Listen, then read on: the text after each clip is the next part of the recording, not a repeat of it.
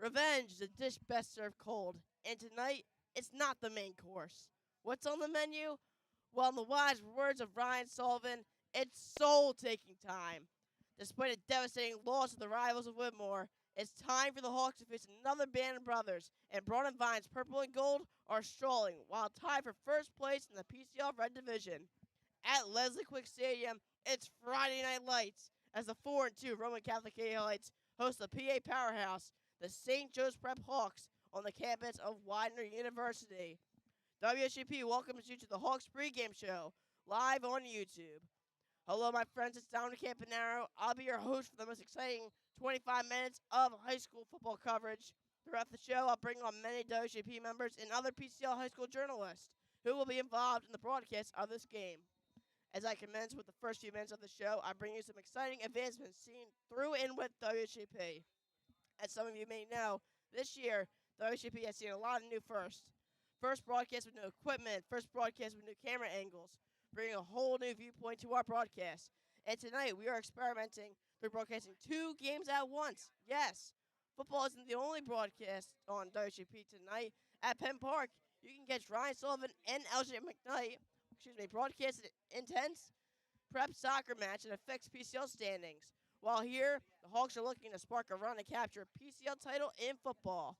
The progress made in this club is unbelievable. To think that this club started as an idea, continued through streams of Blog Talk Radio, advanced to Spotify and Twitch, and now resides here, streaming for tens of thousands monthly on YouTube, is unfathomable. We simply couldn't say thank you enough for your continued support of this club. Always stay followed on our social medias here on YouTube. And always remember, wherever the prep goes, we also go. And with that being said, let's get into the action of these two teams. In a few minutes, we'll get to hear from the voice of Archbishop Carroll Sports. So let's introduce the home team of this matchup, the self-proclaimed Broad Street Bullies of high school sports. The Roman Catholic Cahillites close off their 2024 season with an unfortunate loss in the 5A state championship to Bishop McDevitt. Coach Rick Priest's expectations of this squad are no different than last year, except the final result. Win it all on the state level. As they head into their 7th game of the season, Roman Catholic holds a 4-2 record and looks to continue the routing of the PCL, especially 2 weeks after the 39-36 shocker win on this field against LaSalle. Tonight, the Cahillites face an opponent who is similar of competitiveness to the Explorers. And as they look to continue dominating, the only team in their way right now is St. Joseph's Prep. With that, I bring on the president of Carroll Sports Media and the voice of Delco. Welcome to the show, Nick Mastropolito. How's it going, Nick? You know, Dom, it's going great. I loved your enthusiasm there, introducing both sides of the ball here. I think we're in for a huge matchup tonight. It's going to be fantastic. I think we're going to have a lot of fun. And 20 minutes to kick off. We got some time. Oh, we got plenty of time. But again, Nick, always great to hear from you tonight. So let's get right into the things. Talking about this Cahillites squad. Let's start off with this dominant offense, led by the dual-threat quarterback and Akron commit Samaj Beals. Nick, how is Beals' pass and running game a factor in this contest? Well, Samaj Beals is one of, if not the best, quarterback in the Catholic League. I know you think Charlie Folk. A lot of people think Gavin Sidwar. But what Samaj Beals has been able to do is truly impressive. The Akron commit has a very strong arm and is able to use his accuracy to locate the deep ball. And he runs a very fast-paced offense, but that means he's never out of the play since he's so dominant on his legs as well. He's second in rushing yards on the Cahillites behind Trey Montgomery. He's super elusive, sort of like a Lamar Jackson-esque, and uses his speed to gain first downs and sometimes find the end zone. Samaj is 112 for 171 with 1,451 passing yards on the season and 18 passing touchdowns, which kind of shows you how much he's been able to use his arm. In the rush game, he has 39 rushes for 113 yards and a touchdown. So if I'm the prep, I want to keep an eye out on Beals in the run game, and I would not be surprised if they slowly roll in a quarterback spy to eliminate the rush and slowly sort of force him to throw a little bit more. Absolutely, Nick. Beals, again, talented quarterback, as we said. And it all goes with his arsenal of weapons, Nick. Let's talk about this backfield real quick as we transition to the wide receiving core. Speed never slumps for this Roman squad, and Roman Catholic's backfield highlighted with acceleration. Sophomore running back Ronnie Montgomery leads the charge for this Cahillites running game, along with junior Hanif Sheed. Continuing on that with this receiving core, the senior wideout Ashton Mason Roberts is having a great season, a leading force in the Cahillites' epic victory over LaSalle 2 weeks ago. Adding on to Roberts, two-way captain Ayan Stead Jr. exhibits his small size along with his chemistry with Beals. The wide receiving core of Broad and Vine, along with the backfield of this squad, brings about more speed and more stamina than it's going to get. Nick, how good is this arsenal of weapons? Well, it's super special. I'll start off with Trey Montgomery. He's very, very good. This is his first year in the Roman Catholic offense. He's transferred in. This is his sophomore year. He transferred in from Archbishop Carroll High School, obviously the school I'm attending right now. Absolutely, yeah. So I was able to see him a lot in his freshman year. He's by far the leading rusher for the Cahillites. He's rushed a total of 66 times for 247 yards, and he missed the game against DeMatha. Montgomery's super speedy, but he's also super strong, which leads to him being able to throw defenders off of his body, break tackles, and find the end zone, which I think is a specialty that he has. He's able to sort of, find open holes and break through the defenders. And I think that is fantastic. Trey is also a huge target for Samaj Beals. He's able to run sort of a wheel route out towards the right or left side, and he's able to turn 3-yard plays into 15, and he's able to do that on a consistent basis. He turns garbage into gold, as the great Mark Zumoff would say back in the day. He is a special player. For Hanif Sheed, he hasn't been used much for the Cahillites. He's only rushed about 4 times per game, but that doesn't mean count him out. Roman Catholic, I think, will use all of the weapons that they have, especially against St. Joe's Prep. So don't just see him and kind of count him out of the game, because I still think he's a special player that could break through and get a couple yards. For the receiving side, Ashton Roberts has been flat out amazing. He's missed 2 games, but he's the number 2 receiver for the Cahillites, catching 22 passes for 313 yards and 6 touchdowns. But Ian Steed is the man I want to talk about. He's a dual threat. He's the captain of the team. He uses his footwork to create separation, allowing him to catch the ball in open space. He is a little bit undersized, but thanks to that separation he's able to find, he uses his speed to blow by the defenders and to find the end zone. Thanks to all of that, despite being, an undersized receiver. Steed is also a fantastic defender. I think we're going to end up getting to this, but just on that topic, even despite being undersized, he uses his strength to hold off defenders. And I think just bringing up a matchup he had against Joey O'Brien, the number 1 player in the state, during their 39-36 victory over LaSalle, he flashed greatness. He stood his ground on a variety of passing plays to O'Brien, and he made a bunch of crucial stops that helped lead his team to victory. He is super special, and I think that is something that they really, really like to see. And Nick, you kind of spoke that into existence. Let's just talk about this Roman defense. Obviously, the secondary may be the best part of this defense. D-line may need a lot more adjustment. But talking about the secondary, obviously, they were the reason why they really beat LaSalle that game. Ended it on a pick to seal the deal. Nick, what are you going to expect from this team? Well, the secondary is very strong. Obviously, we just talked about Ian Steed. But I think every single defensive player they have in the secondary, they use all their strength, but they're also very quick. So they're able to beat defenders off of a one-on-one ball, and they're also able to jam receivers coming off of the line, which I think is a unique talent that, although you do see a lot of corners in modern-day football have that sort of skill, it's still something special that I like. But for the defensive line and everything, not great. Not great at all, the defensive line. But at the same time, the Preps O-line isn't great. Jake Namnum is the star for the Prep O-line at center. And I think, really, other than that, if the Cahillites can use strategy and strength, I don't see, much issue getting to Charlie Folk in this game. Absolutely. I mean, again, what a talent team for this this Cahillites squad, but Nick, I'm going to keep you on real quick to talk about the St. Joe's Prep squad.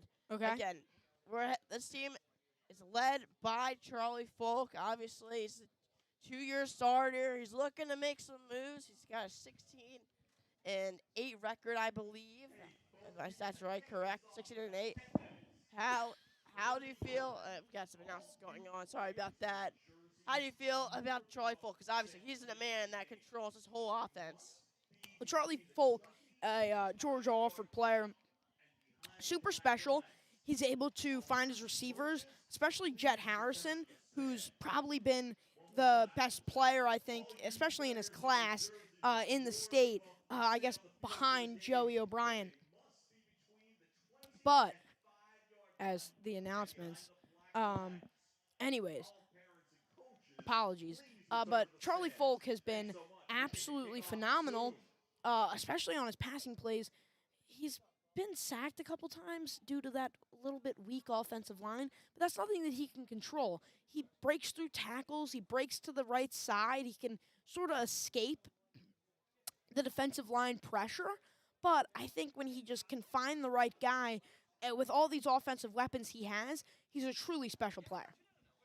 Nick, you mentioned him already. We'll get to him in a bit with Jet Harrison. Obviously, he's having an incredible season. Kai Billups, the starting running back for the St. Joe's Prep Hawks. Again, coming off of a 1,000 rushing yard season. Incredible threshold to break. Talk about this running back. Oh, my goodness. I mean, I was just talking about it a little bit ago. The Monmouth commit, he is something else. He's having a fantastic rushing season already. And what is it? Week 7. Week 7? Yes. Oh, my goodness. He is already, up there for – he is the number one running back, I think, in the Catholic League right now. And I don't think there's much competition. I think he's just truly special.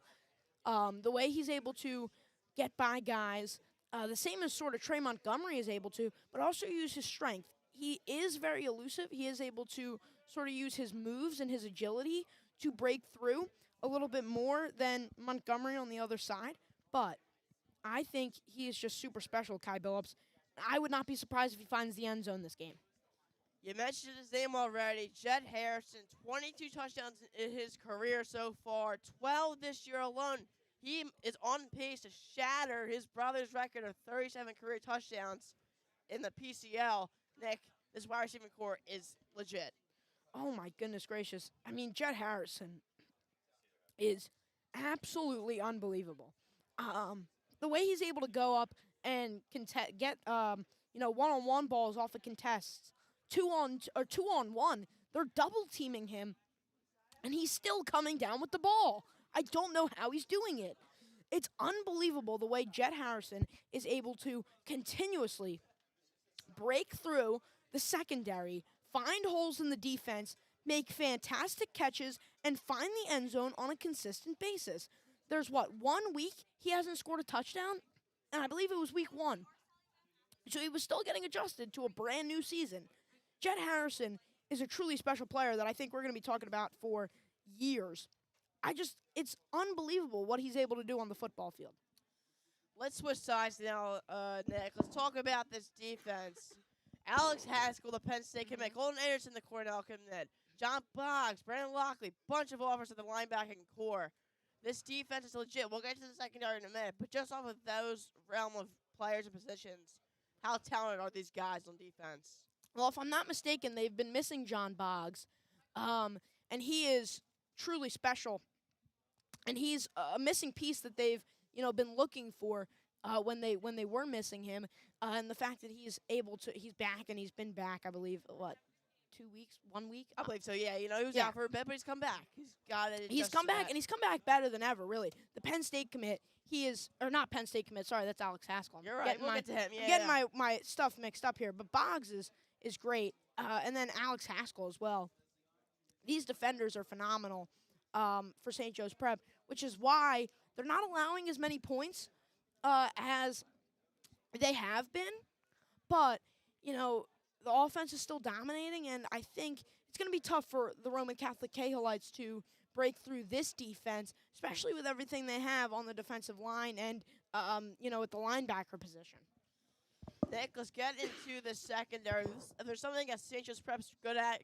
It's great at producing great corners, great safeties, and obviously it's been the issue lately, but adversity has been their biggest threat. But it seems like they're able to progress from there.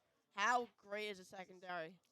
Well, they've pushed through a lot, and they've been able to, I guess, really show up when a lot of people counted them out, especially after a few couple tough games against very high-ranked teams to start the season. What was that? Back to back to back. So I think that's when everybody was counting them out.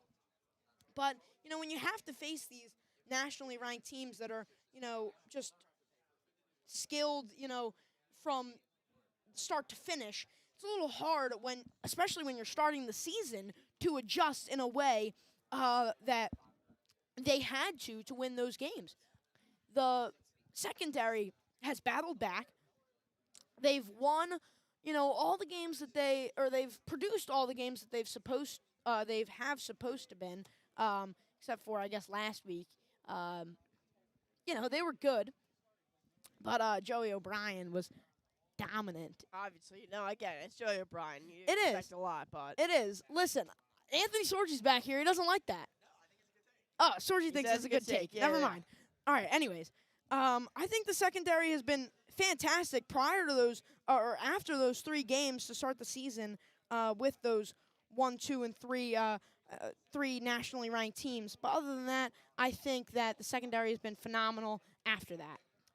And Nick, to close out this pregame show real quick, we're just under 4 minutes until kickoff. Let's talk about predictions, last minute notes. What do you expect from these two teams? I expect a very hard-fought matchup. I think both teams are going to go out with class. They're going to win with class. But I think that it's going to be a matchup that a lot of people are going to wish they're here to see. And I think a lot of people are here to see as I'm looking down. See Roman running out right now. There's a lot of people here. And I think it's going to continue to pile in. I think Roman Catholic Cahillites do take this one in a tough matchup. I forget what I originally said, but it was, in the range of like 34 to 31, something like that. But I think the Cahillites take it home. Thank you, Nick. And tonight, I'll be taking the boys at 17th and Girard. Response is needed. I think the Hawks will deliver tonight. St. Joe's on top, 34 to 22. And with that, Nick, thanks for joining the show with me. Thank you, Dom Camp. Always great to hear from the voice of Carroll Sports Media. Folks, don't go anywhere. This is the end of the pregame show. But first half action coming soon to you from Drew Brosseau and Anthony Sorgi. Coming up live in Widener in just a few minutes. Thank you and go Prep.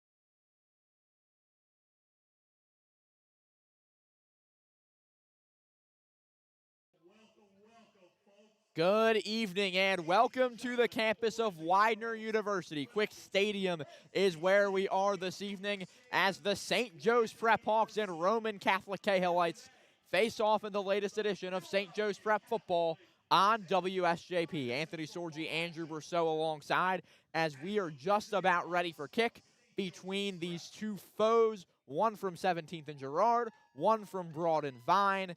A rivalry that has lasted decades, continuing this evening under the lights of Chester, PA. Drew, how are you feeling tonight? Amazing. Friday Night Lights, two great PCL schools ready to battle it out in Chester, PA. It should be a great game today, Sorgi. No doubt. We see the captains meeting at midfield. It's about that time. The Prep coming off a tough loss last week, looking to bounce back. Meanwhile, for the Cahillites, they are coming off a big 33-7 win against Cardinal O'Hara last week. And this is the number 69 team in the country versus 77, 1 versus 3 in Pennsylvania. Two of PA's best playing, and we cannot wait. We will take a quick break for the national anthem. Back on the other side right here on WSJP.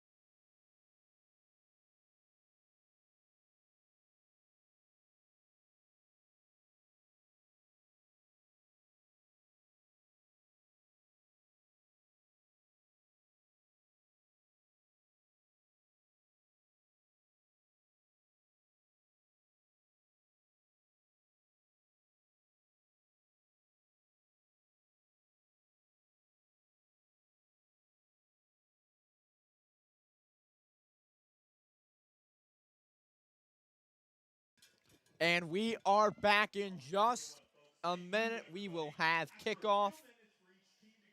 This will be an absolutely electric matchup, Drew. Again, these two longtime rivals, one trying to stay undefeated in Red Division play, the other with St. Joe's Prep on the other side here. Well, they're looking to bounce back, as I said earlier, with just 3 games to go until that second LaSalle matchup in November. What are you expecting tonight, Drew? I mean, a star-studded stars on both sides. I mean, you have guys that yes are playing on Friday tonight, but are going to be playing on Saturdays every Saturday this in the coming years. But, two great quarterbacks, Samaj Beals and Charlie Folk, who are both heavily recruited. Samaj Beals being an Akron commit and Charlie uncommitted currently, but holds multiple Power 4 offers. Yeah, no doubt. I mean, when you look at Charlie Folk, he holds offers from the likes of Miami, North Carolina, and Syracuse. Of course, you mentioned Samaj Beals, the Akron commit, had offers from the likes of Colorado, even Alabama. Yeah. Two great quarterbacks. But Drew, here we go. It is Roman kicking from left to right. The prep will return here. And Sorgi, to also mention, two great wide receiver rooms. No doubt. Roman, considered the best in the city, and the prep with Jet Harrison, Austin Frisbee, and more. And in the words of Ryan Sullivan, it's soul-taking time here at Roman Catholic. The prep with the return to the 20, up to the 30, still going all the way out to the 37, but a flag is on the play. We'll see what the call is there and if this one is heading back or not. It'll be 1st and 10 for the prep is what it seems like here. We'll see where they're moving this football. And they will start on the 38. Looks like that flag or not. They're going to move this back a few yards. Interesting here from the refs. Not really sure what the call was, but it's going to be moved all the way back. Wow, Drew. Prep going to be starting here at the 15. Yeah, that's a pretty costly penalty, especially to start the game. Prep in their end zone has had their offensive struggles this year. It's going to be interesting to see how they can get off to a hot start. You see Charlie Folk here in the shotgun. He has two backs. Two receivers on his left on the far side of your screen. Man in motion. Charlie going to snap it. It's going to be a run up the gut for St. Joe's Prep. They'll get a couple yards. 2nd and long, though, for the Hawks right here. Great job by Kyle Billups to really find a space there. I mean, really crowded backfield at the time of the ball being snapped. If he can break one off tonight, that would be huge for the prep. No doubt. Kai Billups, a guy who has had a solid season, 359 yards on the year, but from the eye test has struggled because he has a new offensive line. They're growing. It's part of the process for St. Joe's Prep here as we see 2nd down. And they're going to run it again. This is an elusive run by the Hawks up to the 30, making up some lost ground off of the penalty. And there you go. Kion Billups explodes for a 1st down. Hawks are moving with speed. That's exactly what you want. We see Charlie Folk and company looking to the sidelines. Now they'll get into a formation here. It's going to be 2 on each side, although Rob Novotny is going to be there as a blocker behind the line. You see that Jet Harrison one-on-one on the near side. Watch number 18, the 5-star tonight. Man goes in motion. Charlie is going to hand it off again. 3 straight runs for the prep here. 10:45 to go in this one, and just grounding and pounding what the prep wanting to do tonight. I mean, this is smart by the prep. Their run game hasn't been able to really get off to a hot start in the past couple of weeks. Feed Kion Billups the ball. When he has the ball, he's able to create space, able to make people miss. You see on the near side right now, you have Alston Frisbee, Jet Harrison, and Elam Tootle, a trio of receivers. You got a man on the far side as well. It's going to be Tootle in motion from near to far side. Folk is in the shotgun with a man on the near side next to him. He's going to look to pass here. Folk throws, has a man, and that one is complete. St. Joe's Prep moves down the field. Tuttle with an amazing release and gets off with speed, and it finds open space. What a beautiful throw from Folk, and what a way to keep that ball in possession. Great 1st down for the prep there. Elam Tootle, he is an absolute beast, very underrated receiver. Look for him to be in motion a lot tonight, working as that 3rd or 4th weapon for the prep in the pass game. The sophomore still young. He has time to grow. He has done so since his freshman year. Now Folk is alone in the backfield. Got a trip set on the near side. Looks to the near side. Going to throw. Penalty on the play. The target there looked to be Jet Harrison, but we'll see if this is going to be a defensive penalty or if this one is coming back. I believe this one is coming back, Sorgi. You can see the offensive lineman coming back to about the 45. Sorgi, what do you think so far? I mean, I think, Drew, there's been a criticism. So, like, the one criticism I have of St. Joe's Prep thus far this season is very simply that they're playing undisciplined and they're still growing. And it's part of the process. As I've said, a lot of these things are, right? They're growing. Both of these teams are growing throughout the season. They're not going to be perfect, but from the prep there, you're seeing a team that's still growing, still trying to work out just the little things. As we see another handoff here. That one, again, up the gut. The Prep not getting too many yards out of that one, but again, just trying to go ground and pound tonight and see what they can do with it. Jake Namnum's helmet comes off. He's going to have to sit out of play. I think that was Amin Williams on the carry, the backup running back. Yeah, and I don't think that anyone could argue against the fact that Amin Williams has been an absolute beast for the Prep so far this season, but we're seeing this new formation here. It's going to be, again, a trips on the near side, one man on the far. You've got a man in the backfield with Folk. Charlie looking to draw Roman offsides. Now he'll look to the sidelines. On the near side, it's Harrison, Frisbee, and Novotny. Charlie's top three weapons. Folk ready. A little bit of a high snap, but Folk recovers. He's going to throw, and that one's going to be incomplete for St. Joe's Prep. Yeah, tough read by Folk there. I think he got a little obstructed by his offensive line. He didn't really have anyone. Ian Steed did a great job locking up Jet Harrison on the near side there. No doubt at all. And here we go, the Prep looking for something here. Third down, and you see again this trip set on the near side. Watch for Folk to go near. And a timeout by the Cahillites. Looked like they had 12 men on the field right there. An unfortunate turn of events for Roman, without a doubt. Yeah, that's a problem you can't have, Sorgi.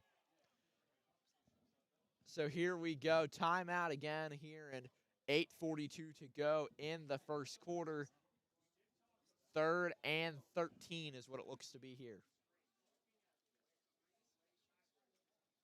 Sorgi, I want to talk to you for a second. What's your keys to the games for the Prep here? How do they win this game?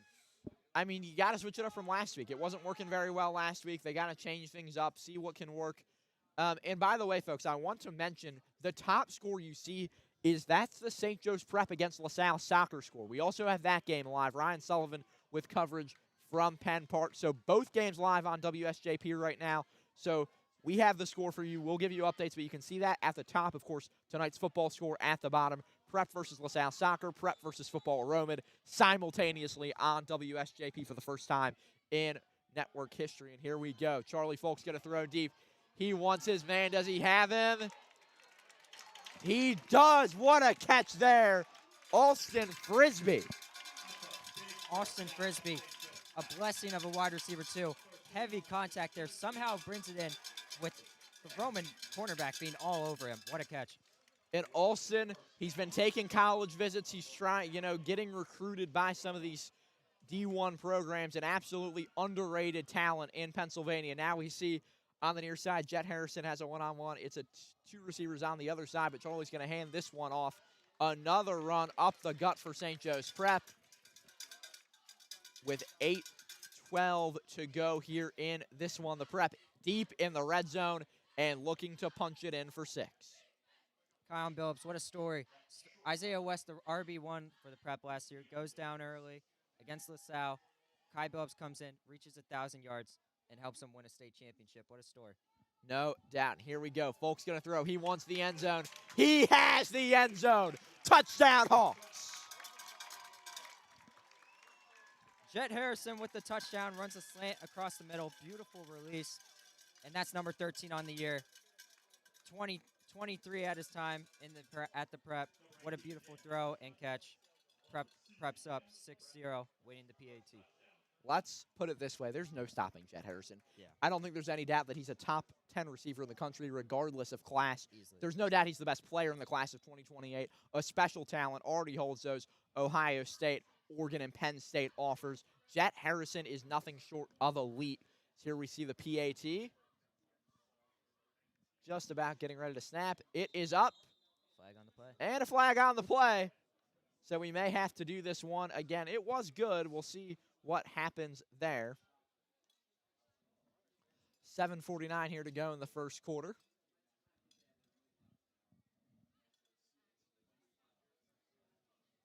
And again, if you're listening and not seeing the bug, we have 28 minutes to go in the first half between St. Joe's Prep and LaSalle in soccer. That game will most likely decide the 2 seed in the PCL playoffs, Roman Catholic in soccer with the 1. So we will keep you tuned in throughout the game to that one. Ryan Sullivan and LJ McKnight have the call from Penn Park there. And here we go. The second PAT, a little bit backed up from the first. Roman moving some guys around. And this one is up. And another flag on the play. We'll see if this one moves back a little bit more. The ref is signaling false start.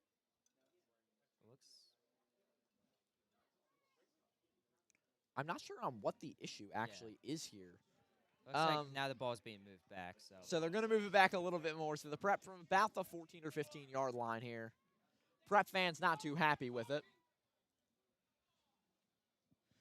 And we should mention, if you're watching the Prep in the crimson, white, gray uniform combo, Roman in the gold, purples this evening. If you're watching, of course, Roman wearing that classic purple, the Prep with the road white as per usual. This one is up. Line drive. No good. And it is no good. 6-0 your score. 7:49 to go. We will take a very quick break. On the other side, more football from Widener. It's the Hawks 6, the Cahillites 0.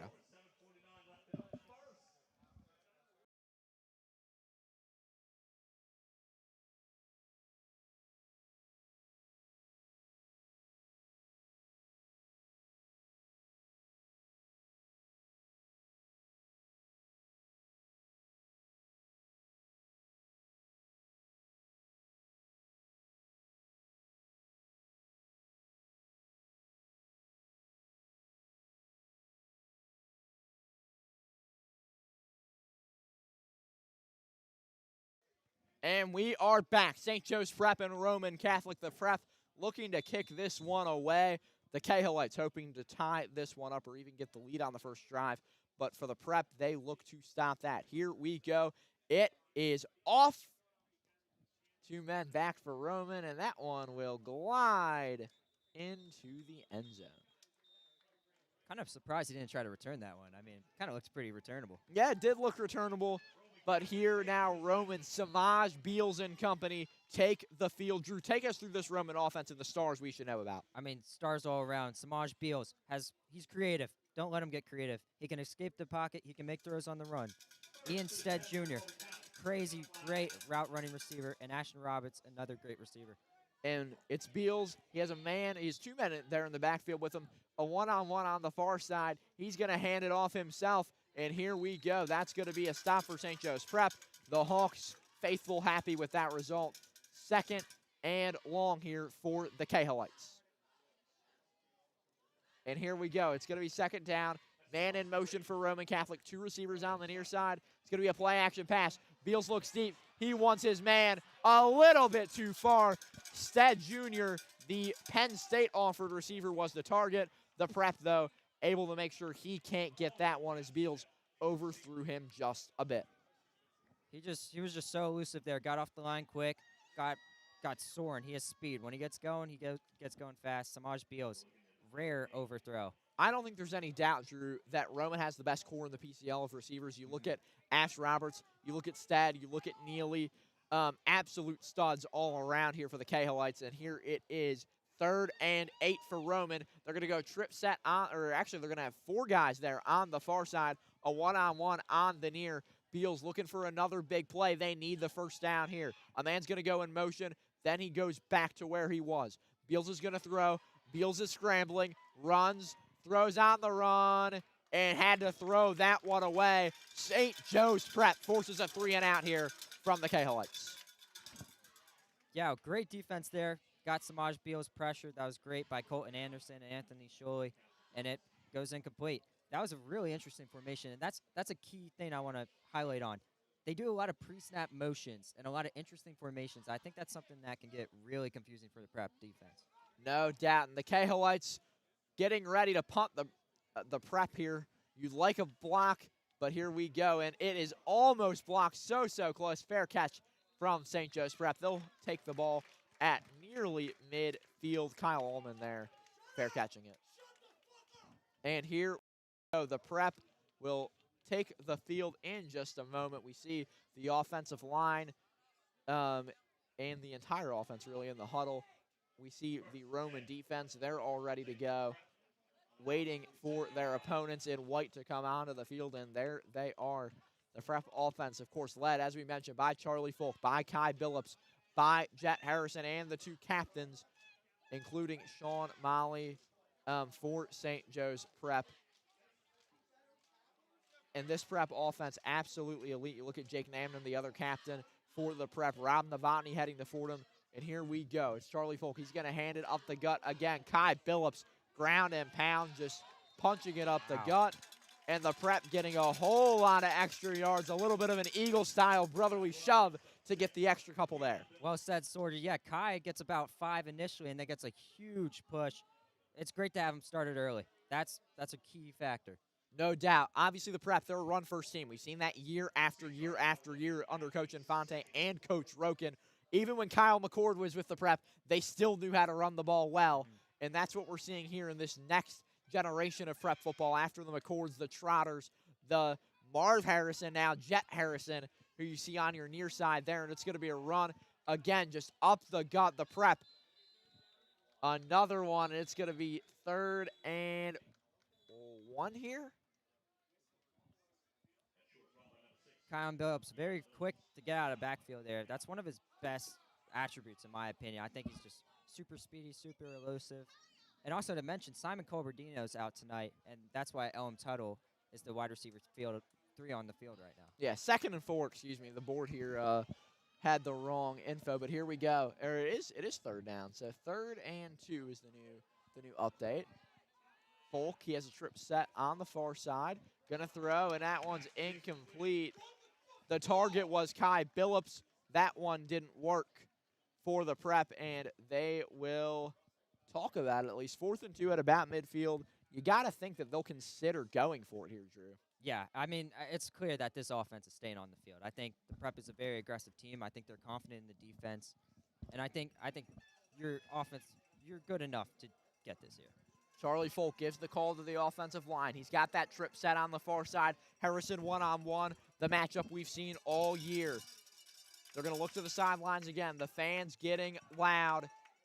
Kai Billups in the backfield as well. Charlie Folk getting set, getting ready. Jet Harrison one-on-one near side. It's going to be a handoff to Kai Billups for a 1st down and a little bit more. Much to the pleasing of the crowd. The crowd here very happy. The St. Joe's Prep side at least. The Hawks, a new set of downs with 5:44 to go in the 1st. Amin Williams back in the backfield. I mean, Kai Billups, what a night already. Huge 1st downs, powering through tackles. You know, you run the ball to reward yourself to pass the ball. No doubt. That's exactly right, Drew. And here we go. The Prep going to look another snap. Charlie Folk swallowed up by the Cahillites front 7. Yeah, the offensive line crumbled there. From the very start, there's pressure in his backfield. I think he had Jet Harrison over the middle, but he didn't even have a second to look there, Sorgi. Yeah, and I mean, when you look at these two teams, these are the LaSalle College High School's last 2 opponents, the Cahillites and the Hawks. Talk about what you've seen from each of these teams when they played LaSalle the last 2 weeks. I mean, a very high-scoring game. I didn't think it was an impressive defensive scheme, but, you know, just playmakers. I think when you have guys that can play on offense and defense like Stead, I mean, dangerous recipe. No doubt. Here we see the man in motion, Amin Williams. Folk under pressure, gets it off, and there goes a man. That is going to be all the way. St. Joe's Prep touchdown. What a play there from the Prep. Initially, Austin Frisbee has nothing there. He's like 2 yards. Makes a little side shuffle, and he finds himself a touchdown. Austin Frisbee in the end zone. How about it, Drew? So underrated. I mean, what I said earlier, a blessing of a wide receiver too, an amazing route runner, and he's had 2 big catches tonight. No doubt at all. 2 huge catches for the Prep's number 2 receiver. When there were some transfers coming into the Prep, you heard a lot of people saying, Austin Frisbee still number 2. No matter who comes in, that's what it's going to be. And he has proven himself thus far this season. Absolutely phenomenal. I mean, definitely, if you're an upcoming opponent, though, you gotta treat him like a wide receiver 1. He's a threat. And it looks like there is a penalty on the play. We'll see what it is. I mean, what do you do if you're the Roman defense here? I mean, you think you have a stop there. I mean, and then that happens. I mean, what is the answer to the Prep offense that is star-studded? It's a great question. It's hard to stop this offense. I mean, not even St. Francis, the number 4 team in the country, could do it. Yeah. So it's very hard to stop the Prep. And we'll see if the Cahillites are able to. But here we go. The PAT, it's up. And it is good. 13-0 St. Joe's Prep. 4:36 to go. We will be back on the other side. St. Joe's Prep football on WSJP.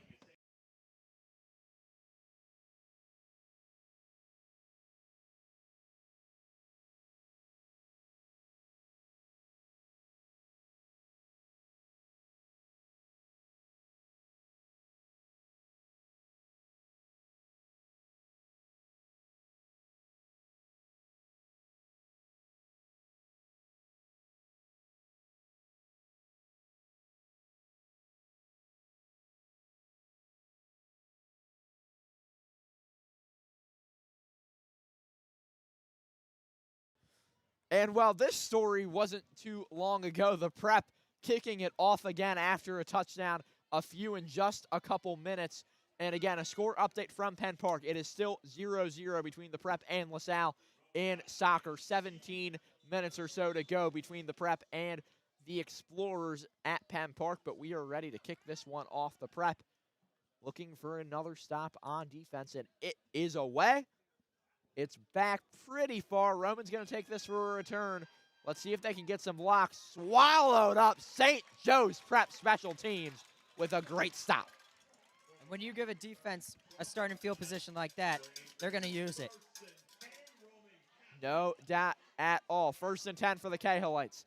Samaj Beals back out there for Roman, looking to get the Cahillites on the board here in the first quarter as the clock running down on them.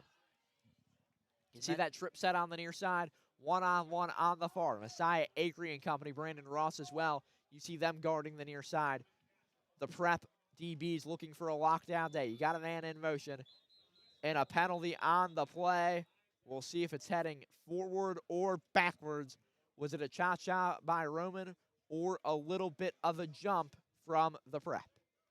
And also to mention, Sorgi, Tyjon Hamilton is in for Samaj Hill, who injured his collarbone a few weeks back. What do you expect from him tonight? I mean, Tyjon's really good. He's young. He's growing. We saw a little bit of struggle last week. And they picked up the flag, by the way, as here we see the Prep looking for something. It's going to be Samaj Beals with a man in the backfield. Beals is looking. Beals is scrambling under a ton of pressure. He's just going to run it out of bounds for not too much of a gain. We'll see if there's any gain on that one. It's just going to be 2nd and 10 here for the Cahillites. No gain, no loss, no harm, no foul on that one. And we see some substitutions for St. Joe's Prep on defense. They're going to get some fresh legs out there. And here we go. You see a lot of guys up front. You see a lot of receivers packed there. 2 on each side. Beals is going to look. He's scrambling. Evades pressure. Throws down the field. Just a bit too far for his receiver there. Not able to get much. Ash Roberts was the target, and it didn't work out. Yeah, Ashton Robbins wide open down the field. And what did I say earlier, Sorgi? Samaj can really get out of the pocket and make throws on the run. And that's what he's best at. He doesn't take sacks. He gets out of the pocket, and he gets creative. So that's something you want to watch if you're a Prep defense. No doubt at all. Here we go. Roman, they've got Beals in the shotgun. Trip set on the far side. Beals is going to look. Blindsided. What a play. St. Joe's Prep with a major stop. The Hawks not letting Beals go anywhere this evening. And here we go. It's going to be a deep punt. 3:58 to go. The Prep looking for a block punt here. Roman deep into their own end zone on this one. The Prep could get a safety on a block punt, and that is their goal. Roman here with the punt. It is tipped. It doesn't go too far. Great bounce, though, out to the 40, the 45. It will go out of bounds. Before the bounce, that punt was looking atrocious, Sorgi. Yeah. Without that bounce, it was going to be pretty rough. It was sky high there. You would have thought it was a pop fly forced out by Cole Kuhn or Chris Grasso on the St. Joe's Prep baseball team. Little baseball plug there. Yeah, and shout out, of course, our spring sports at WSJP, led by Ryan Sullivan. Here and comes this company. offense. Absolutely Really, spectacular. they have the opportunity to go up by 3 scores here. Setting the tone. That's Yeah. what they wanted to do after what was, there's no doubt, it was a very rough loss against LaSalle. This very offense disappointing. needed to get started, and this is how they're doing it. If they can score here, they really have Roman on the third rope. No doubt at all. The Prep trying to put themselves, again, just week by week in a situation to beat LaSalle, win all those playoff games. And here we go. It's just going to be a run up the gut for the Prep. But again, they've got, including this game, 3 left. It's going to be next Saturday against Bonner. And then it's a game against, who is it? Cardinal O'Hara on Senior Day. Yeah. It's October 25th at Conwell Egan. And then it's November 1st. They play LaSalle in that very anticipated 6A District 12 semifinal before hopefully eventually the city championship state quarterfinal, semifinal, and the final, all of that ending on December 6th. This is just a step. It's step, 7 for the Prep, step 7, game 7 for the Hawks. They're just looking to go step by step. And here we go, a big run for the Prep. Kai Billups into the red zone. With force, too. He gets started off quick there. And Kai Billups, I said this early, get the run game established. And beautiful there. That's, I don't even know, his 3rd explosive run of the night. Yeah, Billups is an absolute beast. We saw this last year when he became the first 1,000-yard rusher since DeAndre Swift for the Prep. Mind you, in limited games. No doubt. And it is going to be a timeout on the field. We will be back in just a few seconds on WSJP.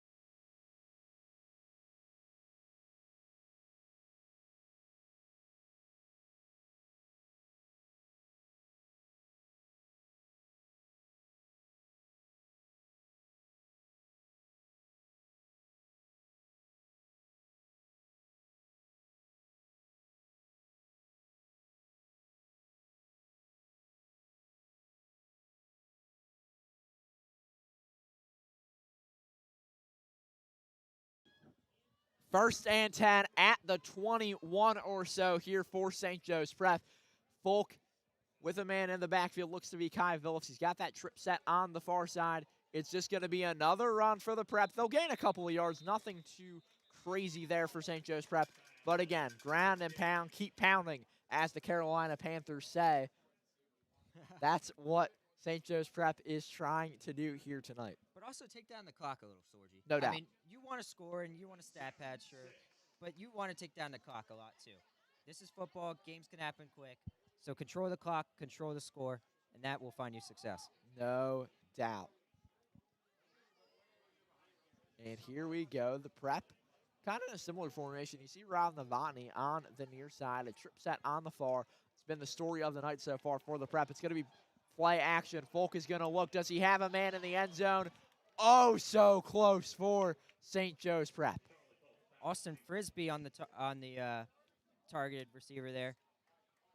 I mean, interesting ball, back shoulder ball with good coverage. I mean, can't really ask much from him there. Reminiscent of Jet Harrison against Imhotep last year, the city championship. That one, for those who remember that game. By the way, we should give a big shout-out to our great producer, Dom Campanero, this evening. A man who is a very proud Prep guy, loves the city of Chicago. Hopefully will head off to Northwestern soon. So big shout-out to Campor, cameraman Andrew Yeager, as well. Mr. Abington here with us, as well as our great photographers and our scoreboard guy, Chris Coleman. And here we go. And Folk just throws to nobody. Not sure what the play design was there, but whatever it was, it failed. Yeah, I think he was looking for a little screen Looks like play it, yeah. looking for Kion Billups, but I don't think Billups got there. Actually, it was Amin Williams. There you go. excuse me. I mean, it's reasonable if you can't see. Yeah. the Cahillites. No offense. If you can't tell, we're quite far from the field. This is about as Yeah. far as we've been all year. I mean, a beautiful field, though. Oh, A it beautiful is. It's great. environment. I love how the trees and the lights makes it seem like a forest in the middle of It Chester. feels. It is. I mean, here, for those who know the area well, not too far from the Blue Route 476 and that McDade exit right here in the heart of Delaware County, not too far from that, the main Widener campus, just off of the campus buildings. But it is kind of it feels secluded. It feels like a very homey environment, you might say, in the trees. And here we go. And it looks like a timeout call by St. Joe's Prep. They want to talk it over. Let's give you a soccer score update. 0-0 still your score. 7:50 to go in the first half there at Penn Park between the Prep and the Explorers of LaSalle College High School. The inaugural Student Council Chicken and Cheers game, Drew. I'm jealous. I'm really jealous. I think we all are. We're hoping to have some more of that for basketball season on the road. As who doesn't love PCL basketball just around the corner? December Prep basketball is back. PCL play starting just at the end of Christmas break. With a new man at the helm.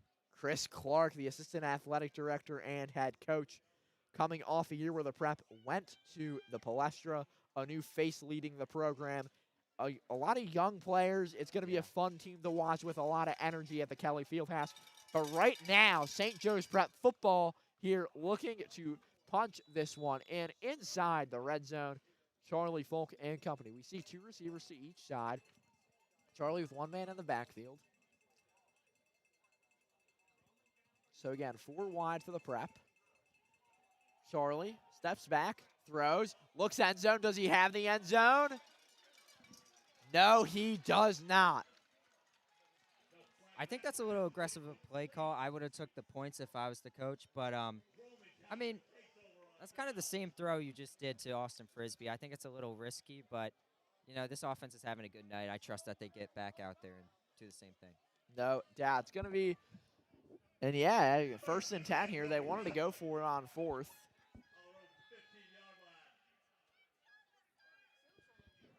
You see Samaj Beals. Going to pitch that one out. And wow, broken tackles for Roman all the way out to the 40. What a play there for the Cahillites. As you saw there, it was Stead Jr., the Penn State offered man. And how about St. Joe's Prep Soccer, a 1-0 lead over LaSalle at Penn Park. Tons of action going on, but Samaj Beals here under pressure, avoids a sack. What a play. Avoids another tackle, avoids another flag on the field. We'll see what happens here. And I think that's the strongest part of Samaj Beals' game. Just being able to escape the pocket, make it. A few guys missed there. Jay Nitz, Brandon Lockley, known great tacklers. Brandon Lockley obviously leads the Prep in tackles. Definitely one he should make. But it looks like there's a flag on the play here. Roman's going back. Yeah, I wouldn't be shocked. It seems like that was the case. Kind of an obvious penalty, it seemed like, with all those tackles that were broken. It seemed like something had to have happened there for Roman Catholic. And, yeah, they are headed way back to the 20-yard line. So 80 yards to the end zone for the Cahillites. And this is definitely what the Prep likes here. They like to play zone on long downs. And, I mean, it just makes their job easier. Yeah, part of what the Prep loves to do is force other teams into mistakes. I don't think there's a doubt about it. As, by the way, 1:31 here to go in the first quarter between the Prep and Roman. And now it's going to be a defensive penalty that's going to move this one right back up. Or no, they just had to reset it seems like they had the wrong yardage. So 25-yard line. Beals, 2 men to each side. Roman's line going to stand up. Still figuring it all out. By the way, Chase Winterborn on that huge sack over at the 2-yard line. There you go. Came off with speed, Sorgi. No doubt. Man in motion. Beals is going to get tripped up again.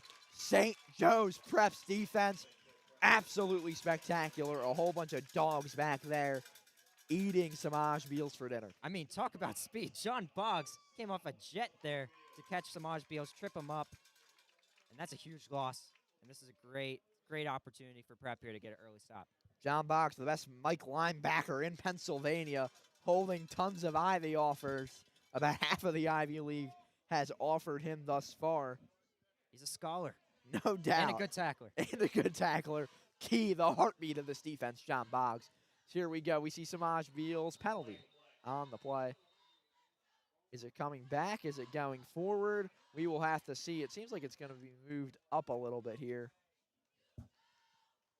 And yeah, it's going to be on St. Joe's Prep. So Roman's going to move up to the 22 or so.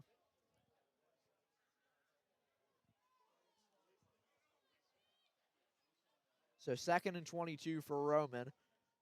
Beals is going to look under pressure. Does he have a man? No, he doesn't. Incomplete with 37.6 to go. Beals originally looked at the Roman sideline for a target, didn't have anyone. Went to Trey Montgomery, was incomplete. Kind of just a great coverage by Prep there. No doubt. And here we go. 3rd and 22 for the Cahillites. A ton of men in motion. They need a first down badly. The first down marker sitting at the 45 or so here. Man in motion. Beals is going to look to throw. Scrambles, throws deep. A lot of coverage back there, but it's complete. Roman Catholic to the house. Wow. Samaj Beals threw that on a jump, by the way. What a ball. And it kind of just shows you what the player Samaj Beals is. And Ashton Roberts, great speed to go get that ball. What a connection between those two. And Ashton Roberts is feeling that one on the sideline. He's all business. No doubt. So 13-6 your score. PAT here about to go down. It was heavily covered too, Sorgi. No But doubt. It feels like Ashton Roberts just got a second wind halfway through the route. Yeah, it was like that's something you don't see every day, Drew. That's the best way to put it. Crazy speed. Ashton Roberts, Penn State, Alabama, Indiana, just to list a few. He's a name out there that a lot of people want to get. And those two have great chemistry, great connection. PAT is up. It is good. 13-7 your score. 27 seconds to go in the first. We will take a quick break. On the other side, St. Joe's Prep football versus Roman Catholic on WSJP.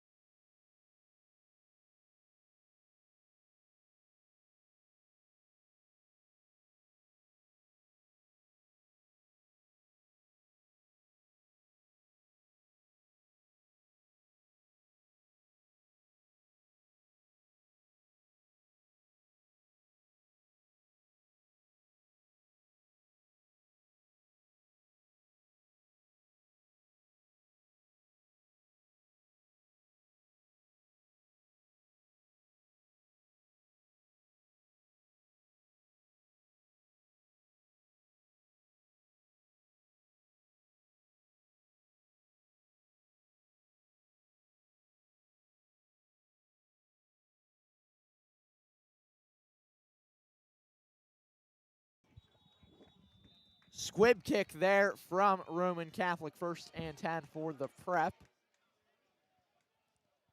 We'll see where they spot it. Well, the Prep offense has started off this game like no other this season. I mean, other than American Heritage.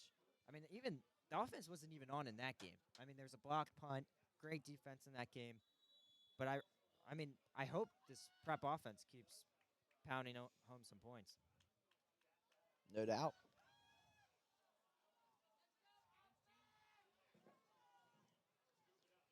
No doubt at all, Drew.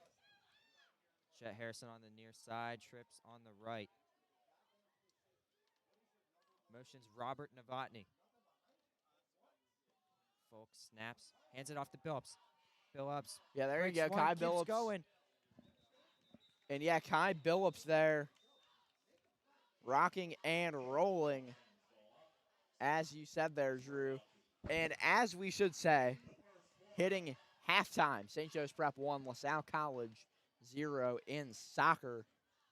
And the clock will run down, and we will end the first quarter here It is the Hawks 13, the Cahillites 7 on WSJP. We will take a quick break. On the other side, Hawks football on WSJP.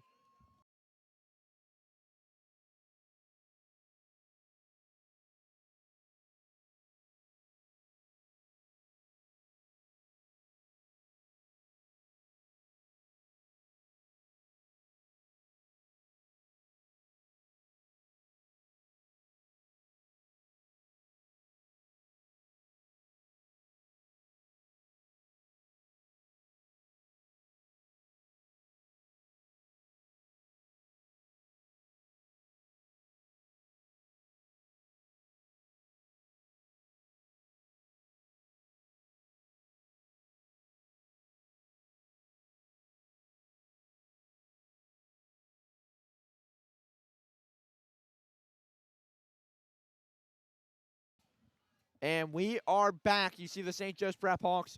They were working right to left earlier, now left to right on your screen. 12 minutes of fresh set here for the Prep. Jet Harrison one-on-one on the near side. Two receivers on the far. Rob Novotny behind the line. Charlie Folk with a man in the backfield. Play action. And that one is incomplete for the Prep. Yeah, Folk throws that ball a little behind Tuttle there. Tries to make that acrobatic play, can't really do it. You know, that's a play you got to connect on with your receivers. No doubt. Just an unfortunate one there for St. Joe's Prep, but here they go on second down now. Or third down, excuse me. 3rd and 6 for the Hawks. You got the one-on-one on the near side. Trip set on the far. Roman's defense moving around a little bit. Prep going to look to the sideline. Folk gets the call. Back in motion. Folk ready to snap. Gets it. Charlie's going to look. He's scrambling. Has to run. On the move. And he's just going to walk out of bounds for a first down and a little bit more. Yeah, he had so much open space there. And once he started going, shout out Kai Billups for that great block. Helmet to helmet, baby. That's how running backs do it. No doubt. Kai Billups. Very underrated part of his game. Absolutely. No doubt at all, Drew. So here we go. 1st and 10 at the 51 or so. Or sorry, not 51, the 49. For the 49 of Roman Catholic. The 51 Sorgi doesn't exist. defined football's physics. I guess so. So 49 of Roman Catholic in Cahillite territory. Play action again. Folk almost swallowed up. He's just running wild, juking guys. Throws it away. Almost picked, but tipped. Very athletic move by the DV there. That on the tip was number 8. And yeah, that's going to be Chase Burgess. Yeah, Folk doing a great job to miss 2 sack attempts there, but almost pays the price for it. No doubt at all, Drew. Folk very elusive. Again, talk about underrated parts of a guy's game. Yeah. Charlie Folk can run. He has wheels. He's won against some insane D-lines this year, so if you... American Heritage, St. Yeah. Francis, DeMatha. Don't let September and early October tell you who Charlie Folk is as a quarterback. And he's only a junior. Like, Only junior. you look at the quarterbacks in the PCL, and he's one of the few juniors in this league. Swallowed up, though, is the run game for a bit of the loss. Back to what we were saying, I mean, look at John Weld at Cardinal O'Hare. You look at Gavin Sidwar and Samaj Beals of LaSalle and Roman, respectively. Naval Campbell and Charlie Folk. I mean, really, two of the only guys who aren't seniors starting. I think Fogarina's a senior judge, too. So when you look, two of the 6 guys in the league are juniors, and Charlie just still growing, still picking up offers, and he's just looking to impress again here tonight as he's going to look to throw. He's going to scramble a little bit. Charlie Folk under pressure, deflected. The target was Jet Harrison, couldn't get it to him. 10:55 to go here, and for the Prep, it is going to be 4th down. Jet Harrison, Sorgi, has been quiet. Yeah. It's not because of Jet Harrison. It's because of Ian Stead. What a dog. Plays both sides. Wide receiver. He can make men miss. And at corner, I mean, look what he's doing. No doubt at all. Jet Harrison, one of the top receivers in the country. As we mentioned earlier, in Roman doing a good job thus far of stopping him. If you're the Prep, you'd like to see that change. As we go throughout, the punt is up, almost blocked, but it gets away fine. Gonna bounce a little bit. And it's gonna be marked down at the 17, where the Cahillites will take over. You get to see this Prep defense again tonight. They've been really active in the backfield. I mean, Jay Nitz, John Boggs, Colton Anderson getting active back there. I mean, that is something you need to continue to do, Sorgi. You need to get Samaj Beals out of his comfort zone. But you also got to limit him on the run. It's quite the task. So here we go. Samaj Beals, he's got a man in motion. And that's a fumbled snap. Beals just going to have to fall on it. And what a stop by the St. Joe's Prep defense. They're able to get Beals down inside his own 5. Yeah, that's huge for the Prep, Sorgi. That is a momentum killer. I think there's no doubt about it that Roman kind of has the momentum here. And a play like that early in the drive, first play of the drive, screws up the drive quite a bit. You see the one-on-one on the near side, and now it's going to be 2 receivers, 3 receivers, trip set on the near, one-on-one on the far. Messiah Acre and company guarding that near side. Man in the backfield, just kind of on that end zone line with Samaj Beals. Man in motion. Now Beals is going to throw. He's under pressure, and that one is incomplete. Let's see what the call was. The Prep fans not too happy. We'll see what the call actually was there. It looks like it's going to be called incomplete there. We'll see what the refs go with, though. I mean, Prep swarms the backfield there, Sorgi. If he does not do that, which we are not sure if that's a fumble or incompletion, that is a safety. Yeah, we'll see what they go with. The Prep wants a safety. They're going to switch some personnel. And it looks like they're just going to call that one incomplete. I mean, that's not a play you see often, Sorgi. No, that was just a swarming by St. Joe's Prep. Very impressive there from the Hawks. But Samaj Beals in his own end zone now with his back. You've got that same kind of trip set on the near, one-on-one on the far. We'll see what happens. Prep coaches confused. They want an intentional grounding. The ref's not going to call it. A lot of confusion on the Prep sideline as what just happened. Nevertheless, 3rd and long. No doubt, 3rd and very long. It's going to be 3rd and 19 here. Beals, he's going to run. Somehow gets free. Taken down, though, quite short of the first down. 4th down now. Not obviously Roman wants the first down, but that's a pretty crazy task. But Beals makes that punt a lot more reasonable. And I think a punt back there would have been a safety. No doubt. 9:37 to go. 4th and 11 will be the call. Sorgi, I mentioned they were getting to the backfield, but oh my, they're in the backfield every play that drive. And that one was tipped a little bit, it looks like. It's going to bounce, going to still bounce a little bit more, and the Prep will have the ball in Cahillites territory to start. Drew, what you're seeing so far from St. Joe's Prep, take me through what it's going to take for the Prep to get on the board again and give themselves a 2-score lead. I mean, stop this electric Roman offense, and they've been doing that already. I mean, they're in the backfield every play. Their coverage is amazing, and on that play, I mean, scuffed snap, almost safety that probably should have been a safety. I mean, it's intentional grounding at best, and this offense needs to get going now. They need a score right now to keep this game out of reach. So the Prep offense will take the field. 9 minutes, 11 seconds to go. A matchup to watch, Jet Harrison versus Ian Stead. I mean, what start? D1 on D1. No doubt. High power 4 versus high power 4, in fact. That's just going to be a run up the gut. The Prep gets a couple yards from it.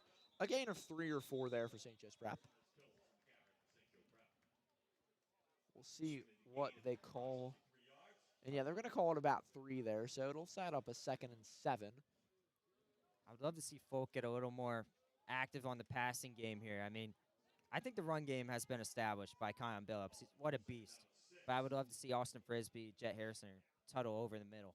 2nd and 6, the final call here. Is Charlie Folk going to be 2 receivers on the near side, 1 on the far. Kai Billups in the backfield with C4. And he's going to throw incomplete. Looked like he wanted Jet Harrison there, but couldn't get him. Yeah, not quite on the same page. A little too far out of bounds for Charlie Folk. But Jet Harrison, great route to get separation there. One of the first times we've seen him get separation tonight. No doubt there, Drew. 8:28 to go here in this one. Now 3rd and 6 for the prep. Strip side on the near, 1-on-1 on the far side of your screen. Folk going to look to the sidelines. Tootle, Frisbee, as well as Novotny on the near. Harrison again on the far, as we've seen a lot this drive. It's going to be a throw, and that one is going to be complete. It'll end up being a first down there for St. Joe's Prep. Nice completion from Charlie Folk to get a new set of downs for the Hawks. Sorgi, it seems so simple, that slant over the middle, but that is a huge play. 3rd and, a little distance. Jet Harrison shows up for the first time tonight. Great catch. Great throw by Charlie Folk. I mean, Jet Harrison obviously earlier got in the end zone tonight, and then gets that slant there, Drew. Jet Harrison again. There's no stopping this guy, to put it very simply. He's like Megatron. Exactly. That's a great comp there, as we see Kai Billups again, ground and pound up the gut for a good few. St. Joe's Prep just moving down the field, making it look so simple. I mean, Kion Billups literally ran that guy over. I mean, fierce runner. Runs hard. That's the best part about Kion Billups. No doubt at all. Great night for the Monmouth commit so far. Absolutely. As we see another play there for the Prep. Just, again, they just keep it moving. Statement game from Kion. I mean, a little over 300 rushing yards entering the night, and I think he's going to get well over 100 tonight. So great. So many first downs just by that young man right there. No doubt at all. So here we go. Charlie Folk and company moving. 2 on the near side. 1 on the far. First down and 10 for the Prep. Folk wants it. He gets it. And another handoff to Kai Billups. He's running. Kai Billups to the house. Kion Billups, 6'4", 6. There you go, baby. Touchdown for Kion Billups. Already electric night. Just adding more to his resume, Sorgi. In the words of Dom Schulk, who else? Who else? Who else there? I mean, it has been Billups night here at Widener U. Step 7, but it is number 6 getting into the end zone, and the PAT here is going to go up in just a moment. Half 2 here of St. Joe's Prep soccer underway. It is 38 minutes to go in that one between the Prep Rory and the McElroy has been finding holes in the defensive line all night. Airball, my bad. So here we go. PAT is up. PAT is good. We'll take a quick break on WSJP. 6:50 to go until the half. Prep 20. Roman 7. We will be right back.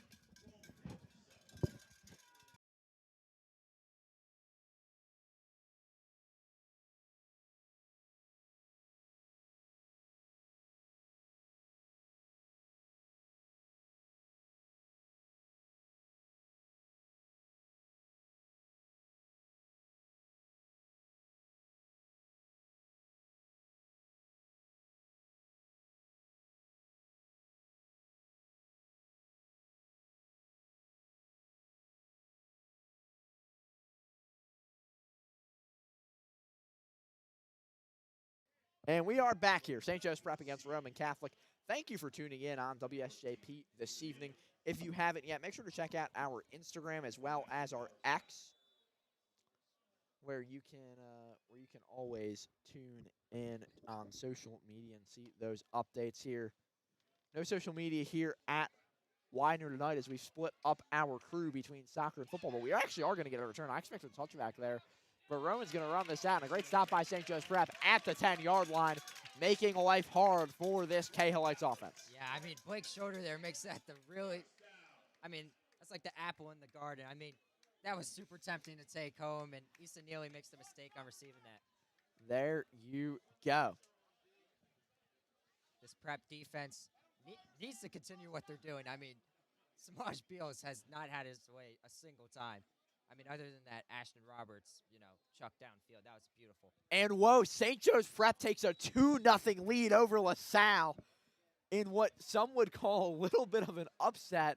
It was unsure on what was going to be the result in at Penn Park, but meanwhile, Roman Catholic is going to be running this one, and they're going to have a nice run for a good few yards. This Roman offense is explosive. This is a team that put up 39 points on LaSalle.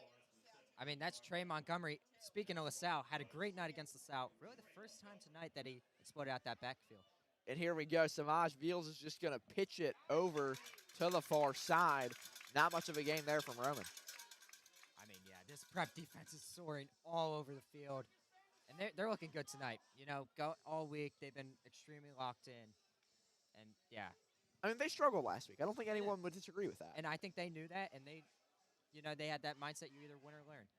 So here we go. Samaj Beals, he's running. He is elusive. Samaj Beals in open space. He's running into Hawks territory. Samaj Beals turns on the Jets. He can't be stopped. I mean, jeez. Made a man miss in the process. That was a disgusting ankle break. And a lot of men miss. Yeah. Makes his way all the way out to the 47. Wow. St. Joe's Prep's defense, just Samaj Beals tearing them up. And that's going to be a nice game for a few. Stead there on the reception. Now, if you're the Prep here, Drew, how do you reset? How do you recenter yourselves after giving up such a big play? I mean, get in that big backfield. If it's a passing play, you got to get back in that back. Well, this is how you do it right here. Slow it down. Put your best play against what they were going to put their best play right after this. Time out on the field with 5:35 to go. It's the Hawks 20. It is the Cahillites 7. We will be right back on WSJP.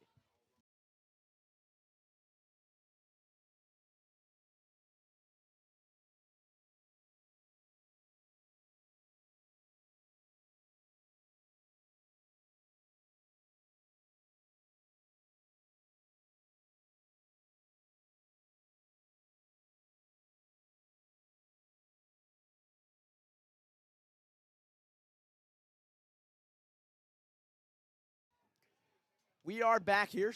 It is Roman with the ball. Samaj Beals in the shotgun. We should note that you may experience some technical difficulties. We're working out a charging issue right now. Dom Camp, our great producer, working out a few things. So if you see something wrong, bear with us. But Samaj Beals is just going to run it again. Gets close to the first down. Samaj Beals, I mean, there's no stopping this guy tonight. Yeah, especially when you put a safety pill out there to watch all of his playmakers. It gives him room to get out of that backfield, and that's the tough part. You got to pick and choose of who you want to cover and who you don't. There you go. We got it fixed. Dom Camp celebrating. I mean, this guy's partying like it's 1999 here in the end. That's a huge play. Wow, Roman Catholic. They're moving down. We were focused on Dom Camp celebrating, but Roman's just moving this, Drew. What did you see there? I mean, a great making a man miss by Ian Stead there. He's getting hot again, and what Roman does best, get to the line fast. Empty backfield, 5 wide for the Cahillites. Beals steps back, under pressure, and it's thrown, and it is complete. Wow, Samaj Beals able to evade the Preps defense for just long enough to get his team in the red zone. Mind you, Samaj got hit while throwing that ball. I mean, it really just shows you the capacity this young man can handle. No doubt. Here we go. Another empty backfield, 5 wide. Trips on one side, 2 on the other. Samaj Beals is just going to run. Jukes a man. Samaj Beals walks into the end zone. No problem for the Akron Zip. Samaj Beals says, hold up, let me take this. This is my drive. And he just made this drive all about him. I mean, he really got him out of that hole over at their 20 over there. And I mean, really just made the drive. In the words of Dom Schultz, carrying the team on his back like Greg Jennings is what he just did on that one. PAT is what we're about to see here with 4:41 to go. The Prep's still up. Nothing to worry about if you're St. Joe's Prep. You're still winning this football game. You knew it was going to be close. Drew, what was your score prediction for tonight? I think I said 42-25, the Prep. I had the Prep 31-21. it's definitely going to get up there, Sorgi. No doubt. This is two offenses that can score. I think that's definite. PAT is up. PAT is no good. St. Joe's Prep gets the stop on that one with 4:41 to go. We will take our last break before the half here on WSJP. Back in a moment. 20-13 your score between the Hawks and the Cahillites right here on the home of the Hawks, WSJP.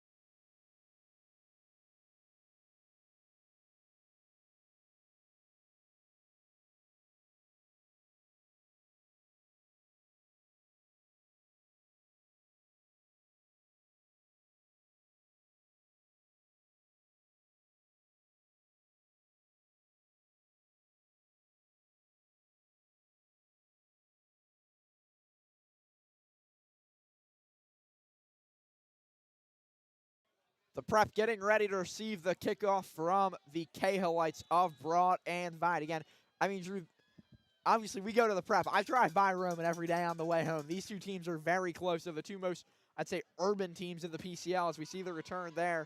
Look at that return. Messiah Acree out to the 35, and he's still going. Messiah Acree across midfield to the 40. Makes a man miss. Tackled at the 30.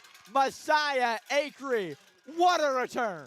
He can do it all. He can lock up your wide receiver one, and he can do a return 70 yards. I mean, that's amazing, and he's feeling that one for sure. I mean, in the scrimmage against St. John's, we even saw him getting reps at running back. This guy can literally do everything on the football field.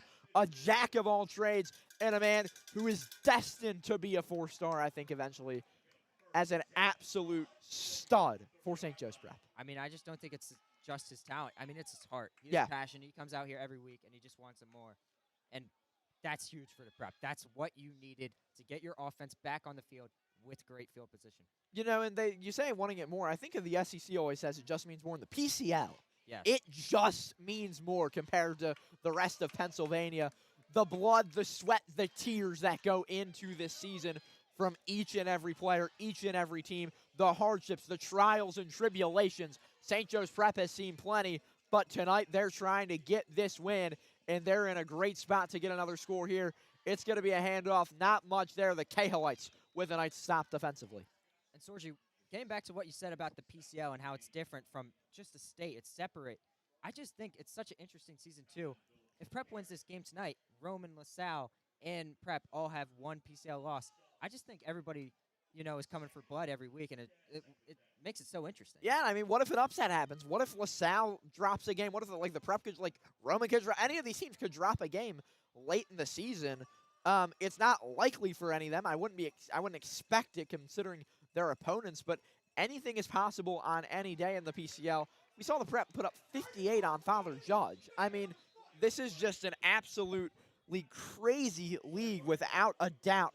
All teams in the red division spectacular. We saw not too great of an offensive possession there by St. Joe's Prep on that play. A little bit of a stoppage here with 3:46 to go. I think that one's going to go back on the Prep. Austin Frisbee couldn't get set there. A false start as he was motioning. Never got set, so pretty obvious call there. But, I mean, still some holdup. Yeah, not sure what we're looking at. The refs are just going to talk it over and make sure they're all on the same page. I mean, props to Roman. This year has been awesome. Such a talented team. I mean, stars all over, like I said before. And a year like no other. I mean, Roman, no offense, has never been known for football, but this has been such an awesome team to watch, Sorgi, and props to them. So here we go, and they're going to actually talk it over with the Rowan staff and Coach Preet there. Not sure what they're talking over, but it seems like a bit of confusion. Rowan just kind of get in a huddle. The Prep coaching staff, looks like Coach Roken talking to his guys a little bit. The ref escorts him back to the Prep sideline. And I think it's interesting to note, when I was doing some research for this game, Drew, Roman, no state championships. 8-time PCL champs, but they don't have a PIA title. I mean, the closest they came was that runner-up again, finish against Bishop McDevitt last year. You see the Cahillites advancing as a program. St. Joe's Prep, meanwhile, of course, on the state level, 9-time state champions, 3 in a row, going for the four-peat this season. The Prep just looking to continue their dominance. The struggles early, they look tonight to be looking a little bit better than they did. Again, Roman's a very good team, but St. Joe's Prep is St. Joe's Prep, and there's no doubt about it. Let's see Charlie Folk here. He's got 2 men to the far side, 1 to the near, and it's just going to be another run up the gut for the Prep, Drew. Yeah, Kion Billups again. I mean, we've said his name so much. I know it's kind of repetitive, but, I mean, what a great player. And he is on tonight. This is easily the best game of the season for him. Oh, it's not even close. I mean, Yeah. like, when you look, we don't have his numbers right in front of us, but on the year, the most he had, I think, I'm trying to remember if it was against Heritage or Judge, because I know he actually did have a good game against American Heritage to start the season. Let's see here. Kai Billups on the year.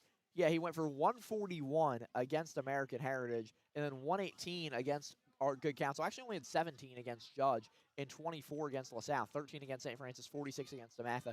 He's been up and down all season, and he's looking to be back up again here. And here we go. The Prep. Looks like you got 3 men in the backfield. The tight end there with Folk and Billups. Flag on the field. We'll see what it is. And it's going to come back full start on St. Joe's Prep. And this makes this 4th down a little less manageable for sure. I mean, 4th to 2 to 4th and 7. Kind of an obvious passing down here. But if you can get an extra blocker from Kai Billups here, maybe get some time for your quarterback. Let's see what can happen. The Prep risking this one, 4th and 7. Coach Roken trusting his offense. Charlie's going to look to the sidelines. Got the trip set on the near. Tootle alone on the, trip set on the far, Tootle alone on the near side. Billups back there with Folk. 2:18 to go. Folk's going to snap it. Steps back under pressure. Folk wants the end zone. It's intercepted. Charlie Folk throws a pick. The Cahillites take the ball over with 2:11 to go. Yeah, I think that was a little aggressive there by Folk. Didn't really have anyone downfield, but I don't know if that was the best read there. It looked like Folk tried to force it there. Yeah, exactly. And it's something that he's been working on, but Charlie Folk has dealt with interception issues, but he's working on it. He's growing as a quarterback again. It's part of this process and trying to get to the state title and win it, of course, again this year. And I think that's a kind of a misplay by Prep there. I would take the field goal once again. 2:11 for Roman is a lot of time. No doubt. So here we go. Fields with a man in the backfield alongside. 2 receivers on each side, 4 wide. Man's going to go in motion to be a 5th receiver. Fields is going to be under pressure. He's going to look. He has a man. It's Stead. Stead forced out of bounds, but a nice pickup there for the Cahillites, moving quite far up the field, getting closer to midfield at about the 40 or so. So good at finding space and tight coverage. At the 37 here, Beals has a man in motion. He's going to throw. Wants that near side target. Incomplete. Good coverage by the Prep. A late flag.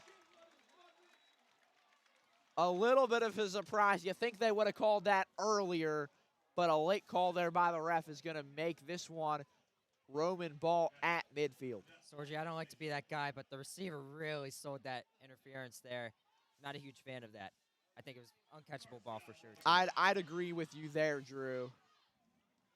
So here we go, just short of midfield. 20-13, 2-minute warning is where we are now. Rowan's going to have the ball at the 48. Fields alone in the backfield. Trip set on the far, 2 on the near. You got to slow down this Roman offense. I mean, they're trying to hurry up. They're trying to tire out your defense. Get a stop right here. No doubt. There's a whistle here. Not sure what it was. Messiah Acree looks confused. And now they're going to get this started, it looks like. So, again, you got that trips on the far. Beals alone in the backfield. 2 on the near side. Messiah Acree guarding that nearest receiver. Beals is going to look to the far side. Has a man open. And it is incomplete. A heartbreaker there for the Cahillites, but if you're the Hawks, you're feeling grateful there. Yeah, slight overthrow by Beals there. I mean, very aggressive play, but it was definitely open. Ashton Roberts with a rare drop. He should have had that one in his possession. So 2nd and down here for Roman. Now you see the trips on the near side. You know a guy who loves trips is Ryan Sullivan. Really? Who's on the call as the Prep has a 2-0 lead over LaSalle halfway through the second half in soccer at Penn Park. You can get live audio on WSJP there. And here we go. Samaj Beals is just going to throw it. It's going to be across the middle, few yards there, but a good stop by the Prep defense at exactly midfield. Yeah, great wrap up by the Prep there. Forces an obvious passing down here for Roman. Empty backfield, like expected. Samaj Beals, let's see what he can do here. Beals alone in the backfield again. Trips on the far 2 on the near side. Going to take the snap. A little bit of a low snap. Beals under pressure. Can the Prep get to him? He's going to run. Samaj Beals gets a little bit of an extra yard there by reaching the ball. Still will be far short of the first down. 4th and 10 here for the Cahillites. Yeah, great pressure by the Prep D-line right there. Beals makes this 4th down a little more reasonable, but this is a little risky if you think about it. Half field about. I mean, what do you make of this, Sorgi? It'll be interesting to see here. I can't tell what the exact yardage is. It looks like about a 4th and 5-ish? 5. They're going to call 4th and 5. That's a fair spot. I would expect the Roman try to get him to jump here. Yeah. 1:20 to go. Big key play here. Samaj Beals has a man in motion. It's Stead going from the near to the far side. Trips on the far, 2 receivers on the near. Again, an empty backfield. Beals with 5 wide. Under pressure. Swallowed up nearly, but it's going to be a nice catch for a first down for the Cahillites into Hawks territory. Clock running. Roman keeping it moving with 1:14 to go. Prep got pressure, but not fast enough. Samaj Beals was able to find his target quick enough. Issa Neely, a name we haven't heard a lot tonight, but is a very renowned receiver, has offers for D1 too. No doubt. I'm not sure on why the clock's not running. I guess I have to just reset the chains there. We'll see when they get it starting to run again. Beals has a man in motion. He's going to throw. Under pressure, though. Beals can't get tripped up. There's the trip up by St. Joe's Prep for a loss of a couple. Clock moving here. 1:02 and counting as we count down. Boggs with a great wrap and trip up there. This is what you want. Let Beals know that he's under pressure all night. Even though if you can't catch him all the time, let him know you're there. And that's great by the Prep right there. Beals with a man with him in the backfield. Trip set after the motion. Now he's alone back there. He's just going to run. He has open room. Going to set up what will be a 3rd and short with 36 seconds to go here for Roman Catholic. Yeah, Roman's also fighting the clock here. I mean, obviously have some timeouts. 36 seconds. I mean, they're in a great spot, Sorgi. Lone man in the backfield is Beals. He's all by himself. 5 wide, it looks like. It is, and it's going to be Beals just thrown to the near side. They get the first down and a couple yards more. Clock runs under 30 seconds. Roman has to move. Timeout on the field. I mean, Sorgi, have we seen Roman more with the empty backfield than with the back in the backfield? Yeah, exactly. They're running an empty backfield. They know that they have to go hurry up here, and that's what they've done to nearly perfection. 29.5 to go. It is 2013 in favor of the Hawks if you're just joining us. Anthony Sorgi alongside Drew Brosseau from Quick Stadium on the campus of Widener University in Chester. It was the home of the Hawks for a few years, now the home of the Cahillites. Drew, I know you have some memories of seeing Kyle McCord and company play here. Yeah, Kyle McCord to Marvin Harrison Jr., now Charlie Folk to Jet Harrison. I mean, some crazy players that played here, Sorgi. No doubt. I mean, Trotter on those teams as well. The Prep, absolutely elite at producing talent. Roman, not too bad themselves. Obviously, a great football school, a basketball powerhouse at the Palestra year in, year out. With a new era of football, too. Yeah, exactly. I mean, these are 2 great athletic programs facing off this evening. Again, very close in proximity to each other. A great rivalry between the 2. And here we go. Beals has finally a man in the backfield with him. It's going to be a trips on the near side. Man's going to go in motion. And it's a early snap, and Roman's just going to have to sit on it.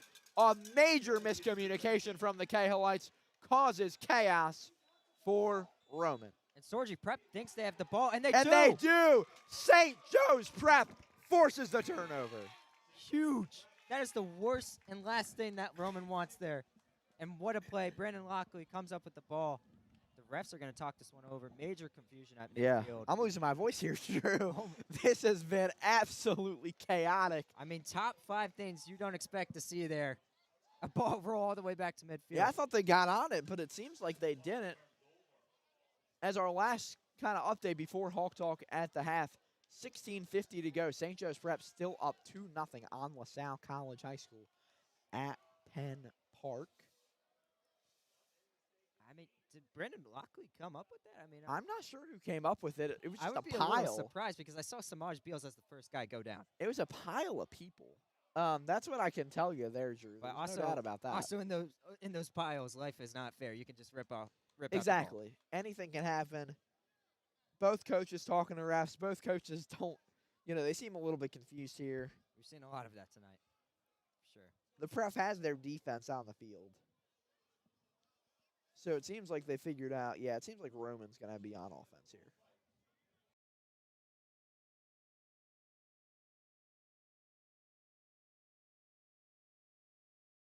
Producer Dom Camp giving us the note that to him it looked like they popped it out after the play was over.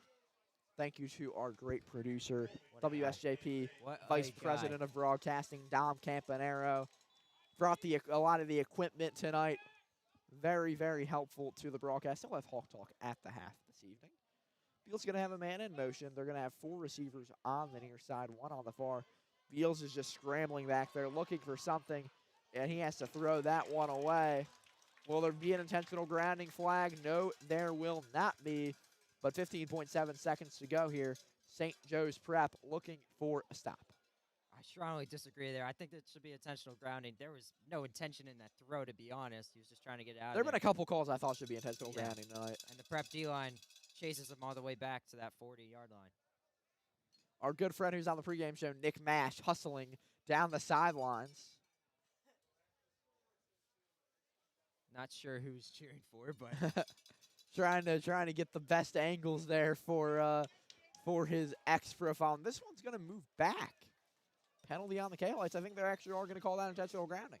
I think they heard me, Sorgi. I guess they did. I think they heard a lot of people on the Prep side not too happy with that one. Plenty of calls have gone in Roman's favor, so it's good to see one if you're a Prep fan going in favor of the Hawks tonight. So back to the 40 here for Roman, their own 40, I should say. Samaj Beals needs binoculars to see that first down. This is an absolute disaster of a drive, Sorgi. What seemed to be going so well kind of flipped really quickly. And it's going to be third and Idaho. Third and 47. Third and 47. Can Roman pull off a miracle? That's the question we're wondering here, folks. And they're just are they going to punt this? They're going to kneel it out. Okay, interesting. Roman's going to kneel it out. They don't want to take any risks. And the Prep call or someone called the time. I guess the Prep called it just to kind of ice them. I like the icing move there by Coach Tim Roken and company.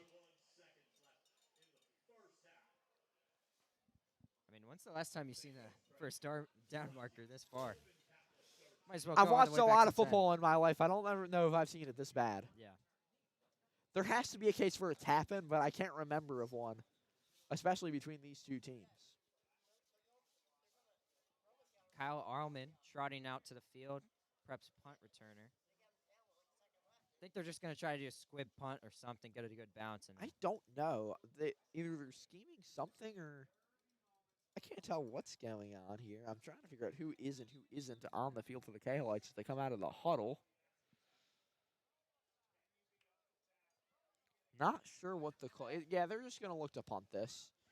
So back to punt for Roman Catholic will be number 33. That is Troy Cook.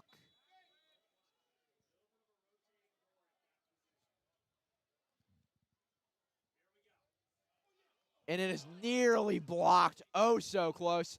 But into the hands of Kyle Ullman for a fair catch with 8 seconds to go. Drew, heading into the halftime, heading into the half in just a moment. Give us your keys thus far and what the prep's going to have to do in the second half. I mean, continue to get Beals running around. I mean, he's making the throws right now, but keep the pressure there. Keep the coverage on. Keep Kion Billups on, too. He's been awesome today, and you got to get that throwing game on. That throwing game hasn't been there. Jet Harrison has been silent. Austin Frisbee was very, very loud in the first quarter, but hasn't got back to that lately. I mean, No doubt at all. just keep doing what you're doing, and don't let Roman do anything. Absolutely no doubt there. So here we go. The Frap is actually going to run this. And it's going to be a fumble maybe. We'll see. 2.8 to go. Ball's out. And we'll see what they call.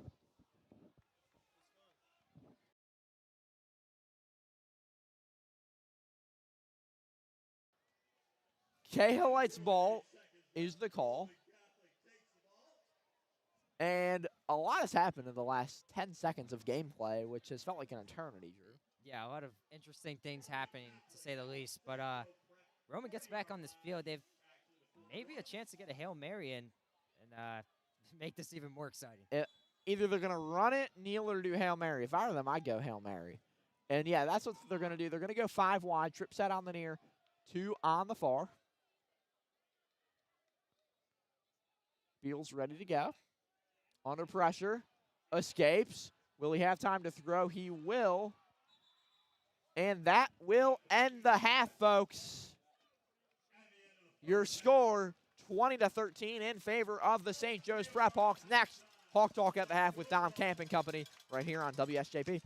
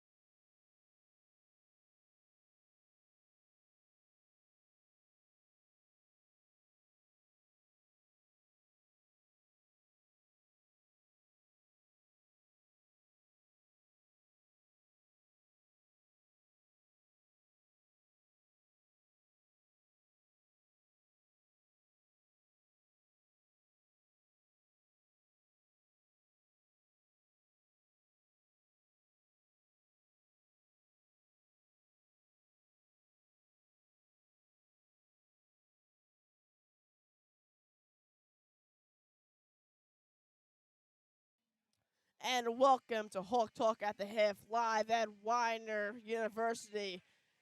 Tonight, St. Joe's Prep leads Roman 20-13 at the half. And this is a different halftime show. We normally bring on guys from the Prep, maybe guys from other schools, but this is unique.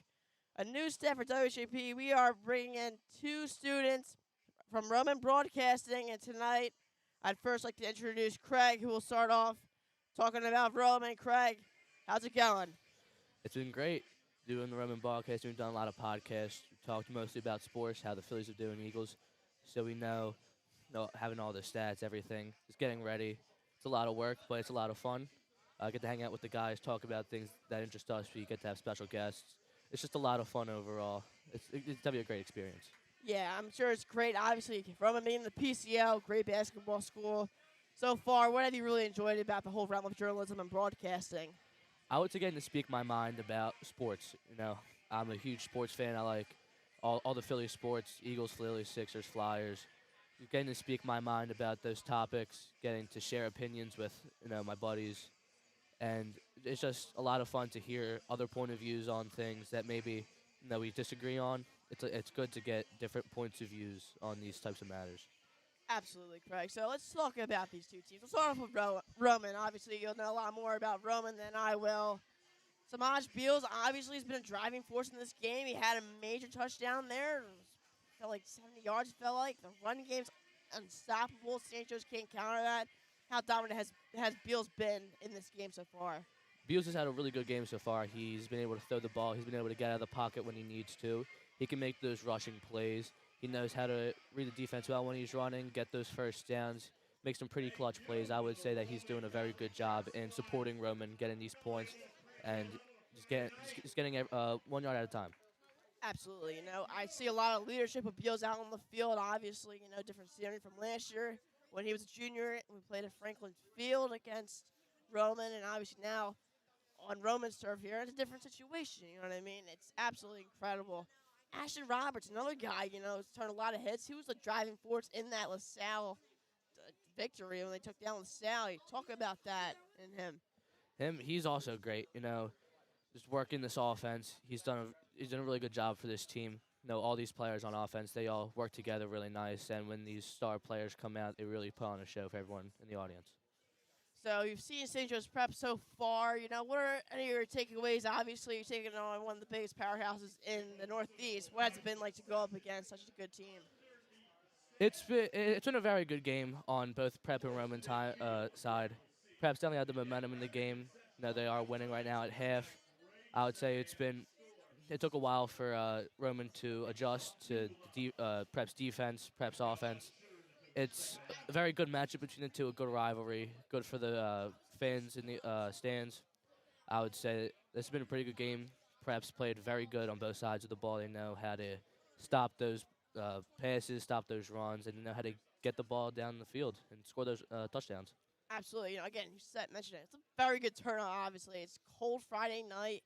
Beautiful football weather here, Craig, but Roman's trailing right now.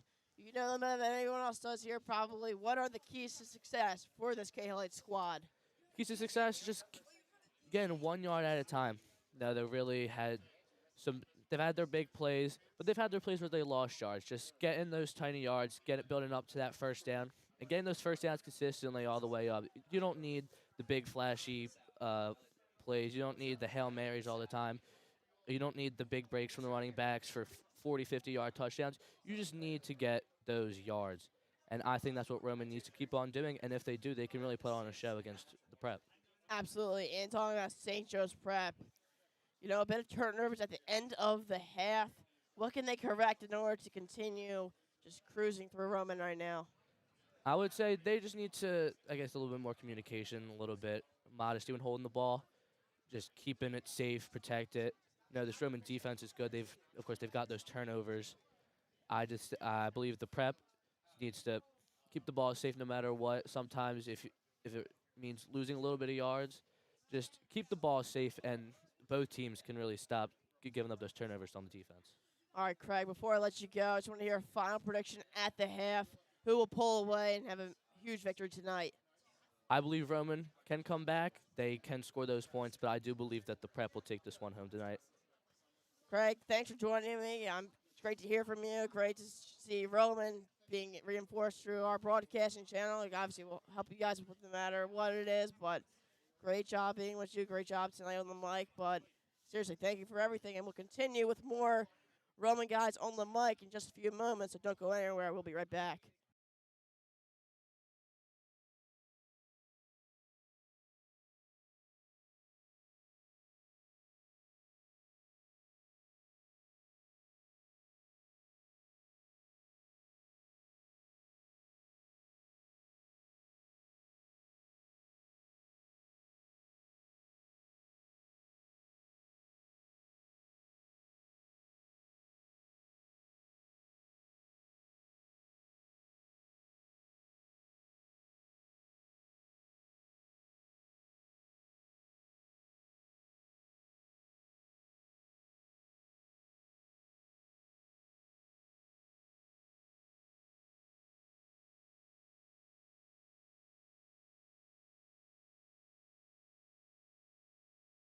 And after a short hiatus, we're back at Widener University. I'm here with a different guest now. Once again, back at Roman on their side of the territory here. But I'm here with Owen, who also does broadcasting at Roman Catholic. Owen, you want to give a brief introduction of yourself?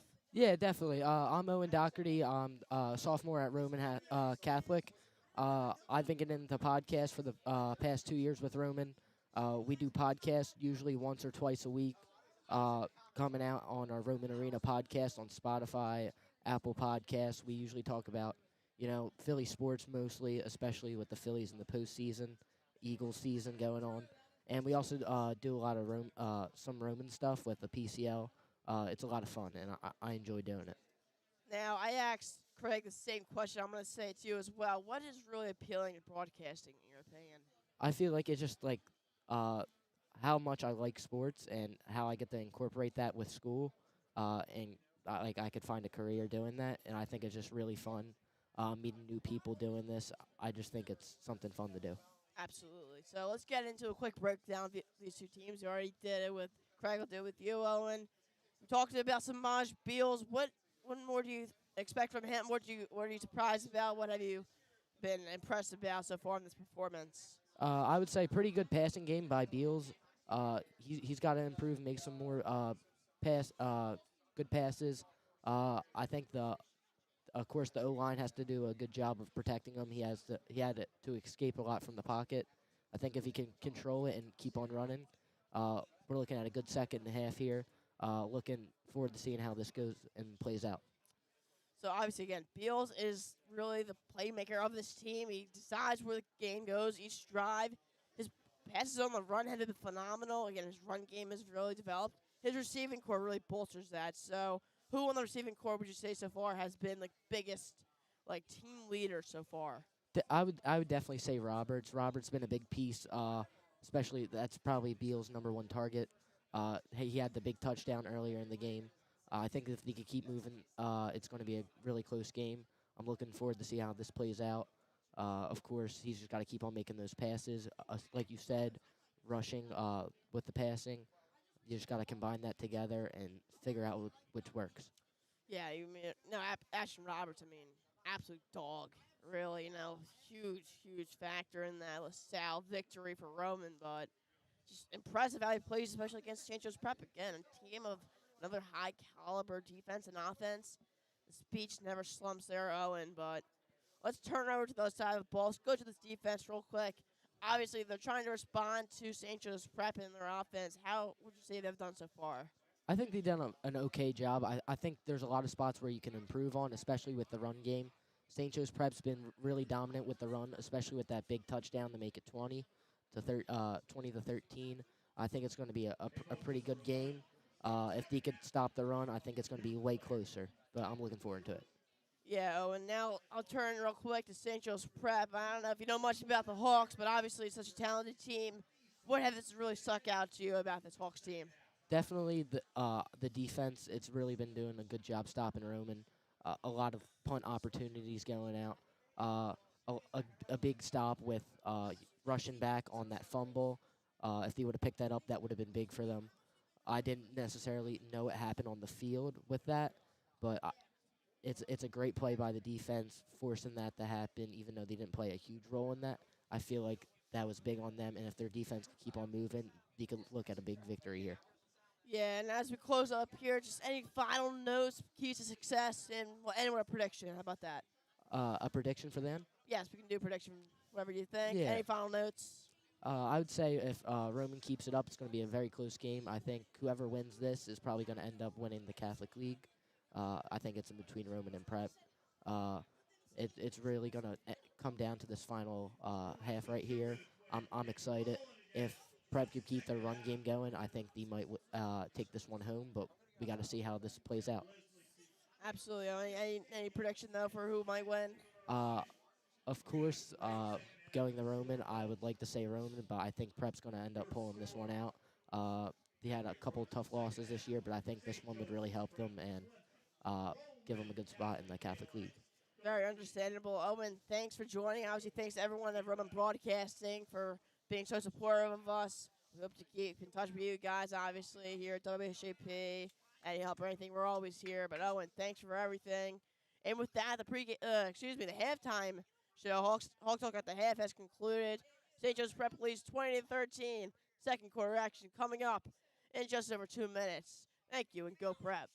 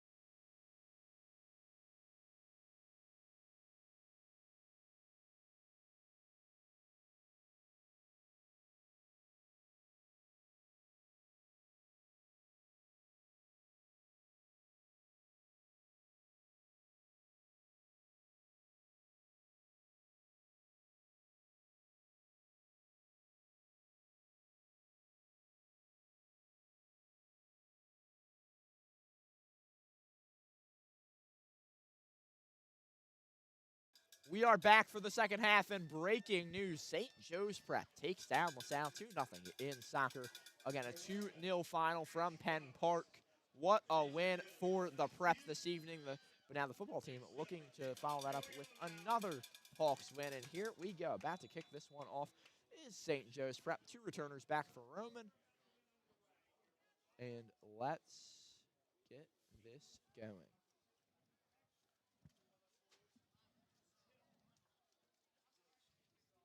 And we are off.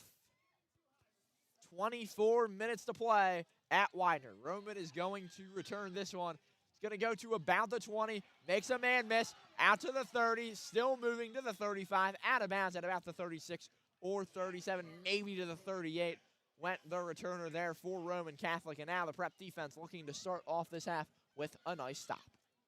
Yeah, Sorgi, great return there by Ashton Roberts. You know, obviously heard his name a lot so far this game. Way to get a hot start off for the Roman offense. So here we go. Samaj Beals and company back there. As you see him and a back. You got the trip set for one man, one-on-one to the near side here. And that's going to be a first down and a little bit more for Roman. And that's what Roman does best, Sorgi. Screen passes, getting the blocks, and getting good yardage. And that's another quick first down for the Cahillites. No doubt. The boys of Broad and Vine moving here. Taken down, though, for a loss of a couple. And great pad-to-pad contact there. Great tackle. Met him at the line of scrimmage.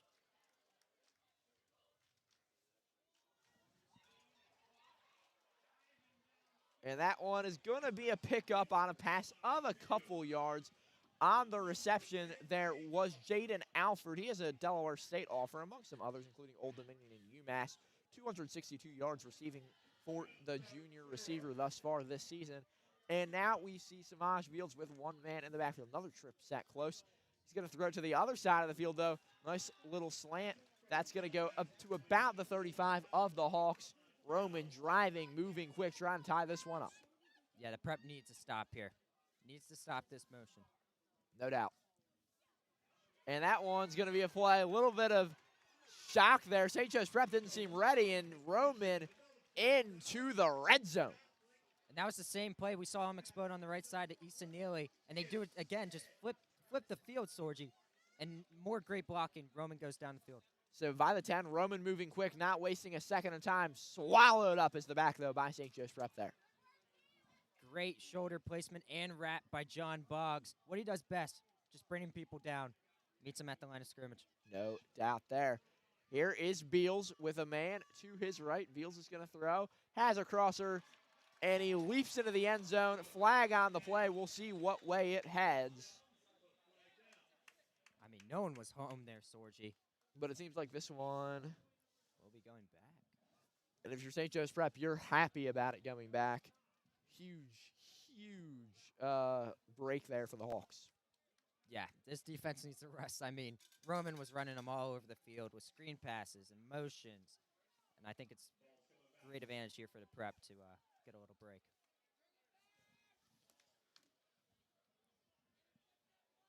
Great job on Hawk Talk at the half, by the way, by Dom Camp with Owen and Craig from Roman. Shout out, of course, to Nick Mash, who is hanging out with us here in the press box. Headed back down to the sidelines as we speak now, though, wherever he is. He's somewhere. That one is a throw. Cahillites touchdown. We are tied. Yeah, no one home there for the Hawks. Beals does what he does best, finds pockets of space, and pretty deserved touchdown there for Roman. I mean, marched down this whole field with a variety of plays, or if I was Miss Cook, an array of plays, and really just flexing their playbooks. Touchdown for Roman Catholic. So now the PAT for Roman.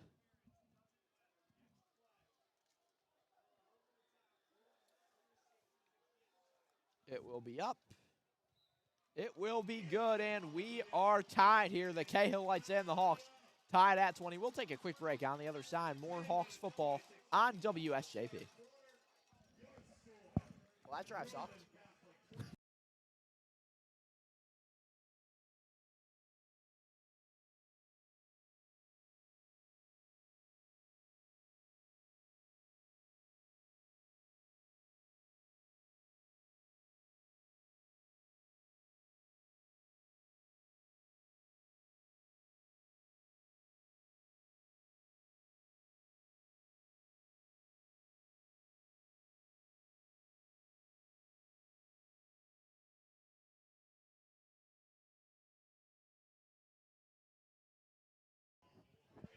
And here we go. St. Joe's Prep Roman Catholic back at it, tied at 20.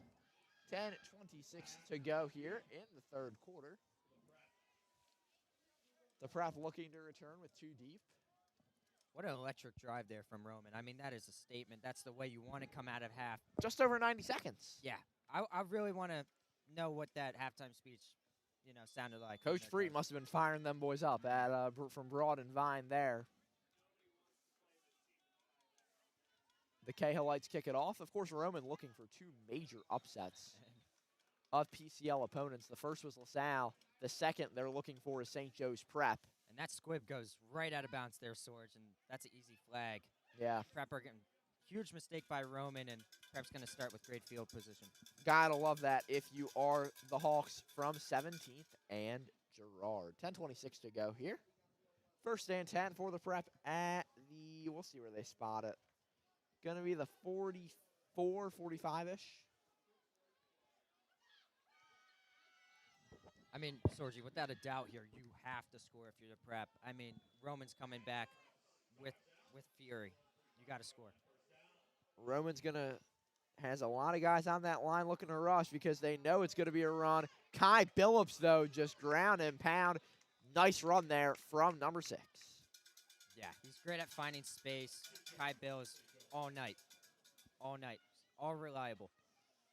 And he's a guy you can run 25 times a night, and No he doubt. can handle it. No doubt at all. It's going to be really interesting to see him in that Monmouth out offense, potentially starting as a freshman. You could see it. You could very easily see it. I think a lot of FBS programs don't love his size, but he is so elusive, so spectacular, because they're just going to run into him again. The Prep trusts him, and he's going to get nearly a first down. A little bit of a pile there at the end, but the Prep is going to get a first down there, and they move the chains. Yeah, and he loves contact. He loves to run downhill, and he loves to make people miss. It's just something about Kion Billups, and yeah, even though he's not the biggest guy, he makes his presence known. No doubt. No doubt at all, Drew. So here we go. The Prep at the 45.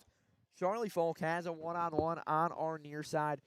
2 guys on the far side, 2 men in the backfield. Kai Billups again. They're just going to go to him. Or is that Amin Williams?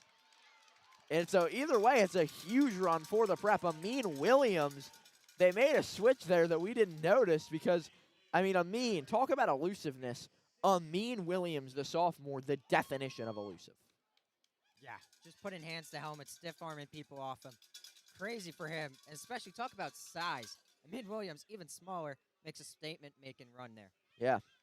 So here we go, Drew. Charlie Folk has a man in the backfield with him. And he's just going to hand it off again. Stop there for a loss of 1 or 2.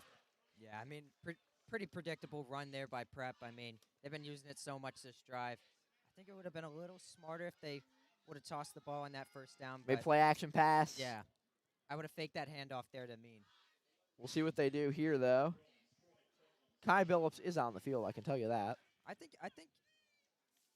you give it to Jet Harrison here. I think you test the man coverage on him, and I think you give him a one-on-one ball. He has the bigger frame.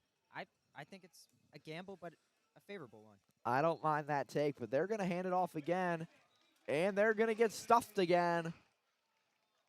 They stick with the run for some reason, and it does not pay off. Yeah, Antoine Smith-Ray has been in the backfield stopping the run all day. What a beast on that line. No doubt. No doubt at all. So 3rd and 11 for the Prep at the 29. They need something big here. Strip set on the near side. One-on-one on the far. Folk with a man in the backfield. Looks to the sideline. Waits for his call. Roman's going to move a couple men around. They're going to have a man move up to the line. Each side adjusting. Folk. He's going to snap it. He's going to look. He's going to scramble. Looks for a throw. Does he have a man? Yes, he does. A catch for St. Joe's Prep. Elam Tootle. Yeah, Tootle with a beautiful grab right on the sideline there. Folk really has nothing. Finds a great comeback route to Tootle. Makes this 4th down really manageable. A little less than 2, I would say, on the 4th down. So, yeah, here we go. Let's see. The Prep is going to go for it, and I think you got to be aggressive here if you're the Hawks. Tootle's going to move They're going to have 2 receivers on the far side, 1 on the near. Navani on the line. Folks going to hand it off on 4th down. It's going to go to Kai Billups. Will he be stopped? Yes, he will. Roman Catholic gets the stop on 4th.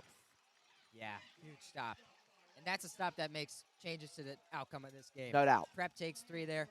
Maybe a different outcome, but with no points, pretty disappointing. Roman has the momentum. And we've seen the Prep both this and last year. I mean, they're a team that likes to be aggressive. There's no doubt about it. They play the numbers game. It didn't work in their favor here. Unfortunate turn of events for the Hawks. Yeah, and I feel, Sorgi, in must-win games like this, I feel like sometimes you do have to take the points. Even though it's not as satisfying and your offense doesn't get as much, satisfaction out of it, you got to take the points. Beals is going to throw. Incomplete on 1st down, so good start to the drive for the Prep. Yeah, and that snap there wasn't too great. Beals bobbled it a little and didn't really have anyone. Ashton Roberts pretty strapped up there. So Roman here, you see that trip set on the near. Both teams running a lot of trips on the near side tonight. I'm surprised to see Roman even have a running back in the backfield. Yeah, exactly. And they have that one-on-one on the far. See Messiah Acree getting near the line there. And here we go. It's going to be Samaj Beals under pressure, taken down. We'll see what happened. It's going to look like a loss of 2. Roman seems to have retained the ball there. Going to be 3rd and long. And that's what you got to do. You can't give Beals space of pressure. You got to pocket him like that. Just form a little circle around him, pressure everywhere so he can escape. That's the only way to stop him. That's the only way to stop him. Exactly, Sorge. So here we go. Same formation as we've seen a lot tonight for the Cahillites. The Prep looking for a big stop on 3rd and 10. Here we go. Beals.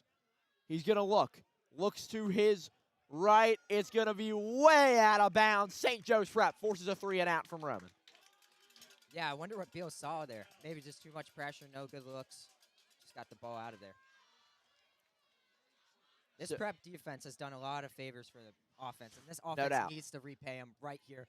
Touchdown. Defense sets up offense. That's simple. That's how football works. Defense wins championships is the phrase everyone knows.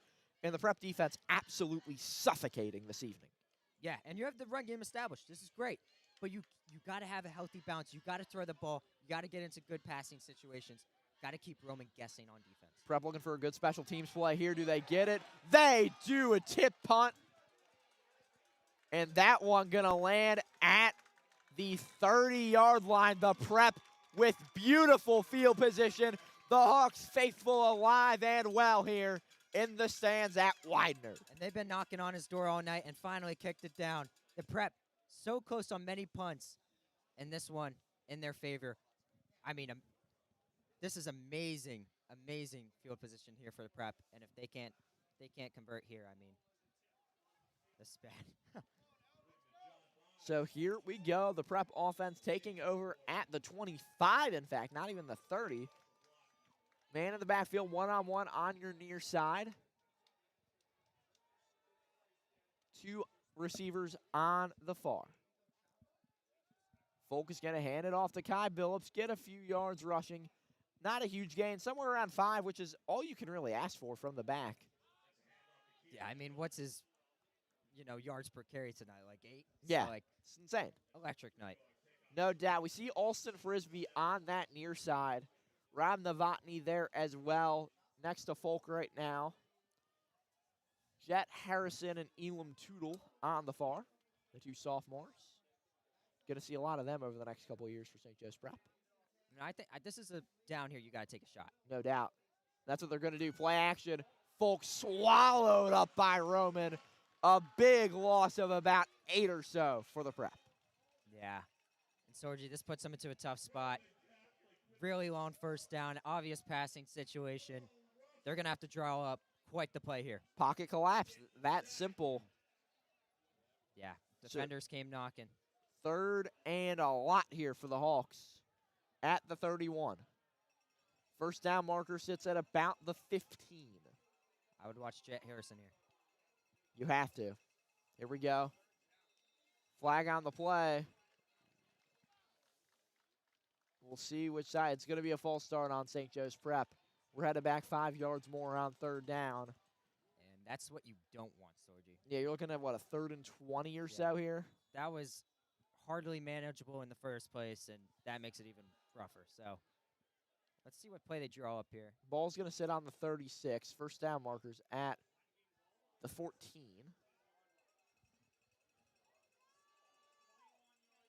Folk under pressure, tries to escape, throws. Does he have a man?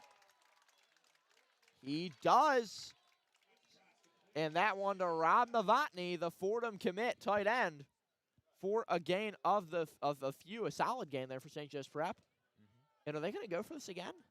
I believe so. And Wow. Rob Novotny, the first time we've heard his name tonight, beautiful crossing route. Folk finds him in stride. So 4th and 8 for the Prep. Trip set on the near side, one-on-one on the far. Folk looks to the sidelines. On the near, it's Tootle, it's Harrison, it's Novotny, leaving Frisbee to be that one-on-one. Roman moves a couple of linebackers back from the line. They'll rush 4. Folk under pressure, throws. He wants Frisbee in the end zone. Does he have him? He has him. Oh, he doesn't, and it's called incomplete. The initial signal was touchdown. They change it. The Prep wanted the flag of pass interference. A heartbreaker for the Hawks. Yeah, Sorgi, unfortunate. They've really got to start converting on these 4th downs. Really testing the Roman defense, but they're there to answer. I think at some point, Prep has to take the points. They've left, I don't know, 9 or 12 points on the board tonight going for 4th downs in the red zone. Yeah, no doubt. No doubt at all. So here we go. Roman Catholic with the ball again. 20-20 is your score. 3:37 to go in the 3rd quarter. Beals with the man in the backfield. Trip set. Absolutely swallowed up by Messiah Acree. Nice reception, but Messiah makes a big-time play. And Roman's going to move. No time to waste for the Cahillites. They're going to go on a little bit of a screen there. And swallowed up again. St. Joe's Prep, making life not easy at all for the Cahillites offense, Drew. Yeah, Brandon Ross sheds that block, gets to the backfield, finds Issa Neely, and says no. Roman moves again. Beals, big 3rd down. Does he have a man instead? Does he come down with it? He does. Catch there for Roman Catholic. That'll move the chains, Drew. Yeah, Issa Neely, what a grab. That's a horrible bobbly ball there by Samaj Beals, and he gets his feet in bounds. Beautiful catch. Beals hands it off. Up the middle for a couple of yards, 3 or so there for Roman. And this is where you got to stop Roman. This is where they're most comfortable, in fact. On the hurry up, like to get the defense tired out. Got to get a stop. Beals hands it off, up the gut, just short of a 1st down. And you can't let Roman establish that run game. Their passing game is already dangerous enough. If you got more factors to worry about, that's going to do some damage. Beals, play action, and that's caught for a 1st down. Flag on the play, though. We'll see what it is. I do believe Brandon Ross grabbed his face mask there, pulled it to the side. We'll see what they do. They haven't moved anything yet. Issa Neely with And now they will. another big-time catch by Issa Neely. Really And just dominating this drive. That one moves all the way up to the 40-yard line. Undisciplined football there from St. Joe's Prep. You can't afford that in a game like this as the Cahillites now have a fresh set of downs in Hawks territory. Beals under pressure. Throws incomplete. Way overthrowing his man there. Yeah, that was great coverage from the Prep there. Beals, I think, misses some throws. So, just got to get him pressured. Got to have someone home and maybe come up with a big-time pick. I would love to see a strip sack from Colton Anderson. He's really trying to reach over that last blocker every time, but just can't quite get home. That would be huge for the Prep here. Samaj Beals takes it again. Looks. Does he have a man? Again, overthrown just a bit. Incomplete pass. penalty on the play. And I mean, Sorgi, when you see a flag downfield that involves a wide receiver corner, you bet it's going to be pass interference. It's either that or holding. It's one of the two. I mean, Depends on if it was while the ball was in the air, and I think they're going to call it a hold. And the prep side not too happy about it. yeah, can't, like you said, undisciplined football. You can't afford that in a close game like this. The prep needs to find something here. So Beals and company, you have it.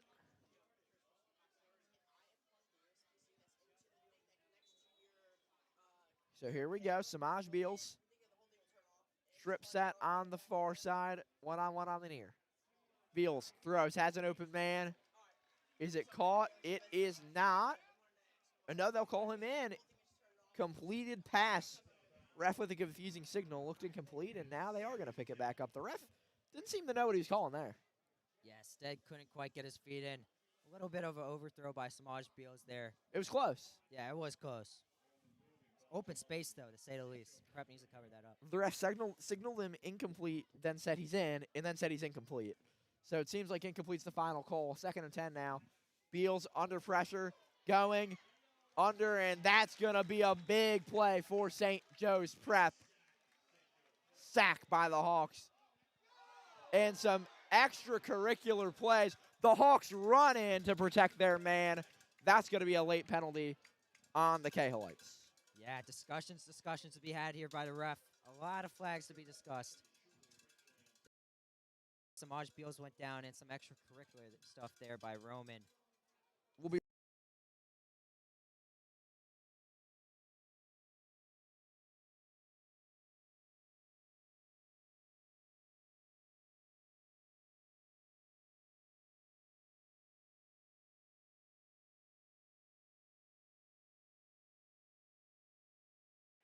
And we are back. 1:32 to go here in the third quarter. It's 20 all here at Widener University.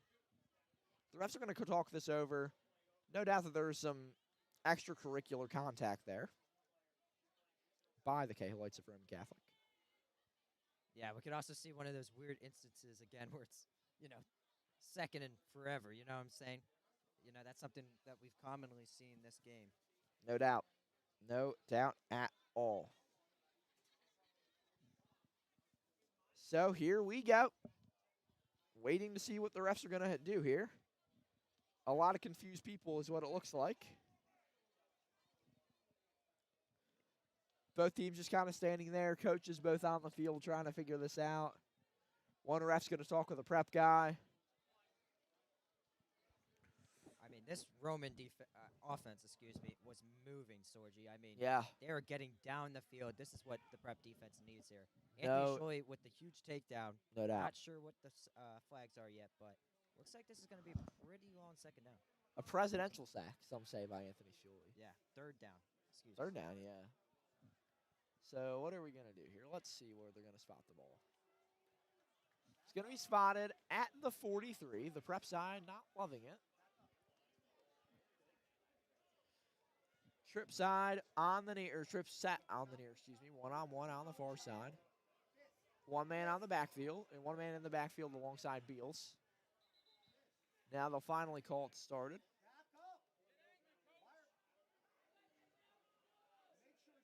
Here we go.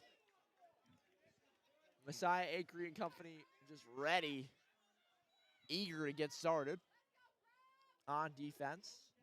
Confusion everywhere, Sorgi. No doubt. So here we go. Beals, he's alone. He's just back there. He's going to get it off. The prep side wants the flag.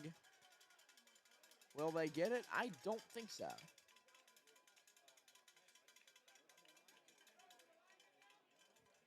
But either way, the prep special team's going to come on. Yeah, another great defensive stop. I mean, they've been electric all day. This has easily been the best defensive game of the year for the prep. Mind the score. Don't mind the score. So it's going to be a punt here. Exactly what the prep was hoping for was a stop. A lot of time drained off, though. 1:28 to go in this third quarter, leaving us with just about, 13 and a half minutes? Yeah. In this contest. So here we go. It's going to be a fake Punt? No, it's not going to be. He ran with it and then he punted. A little bit of weird stuff there. Looks like he was just going to carry it. It'll go out of bounds. So the Prep will take the ball over at about their own 30-yard line, Drew. We'll take a quick break here on WSJP. On the other side, more St. Joe's Prep football against Roman Catholic.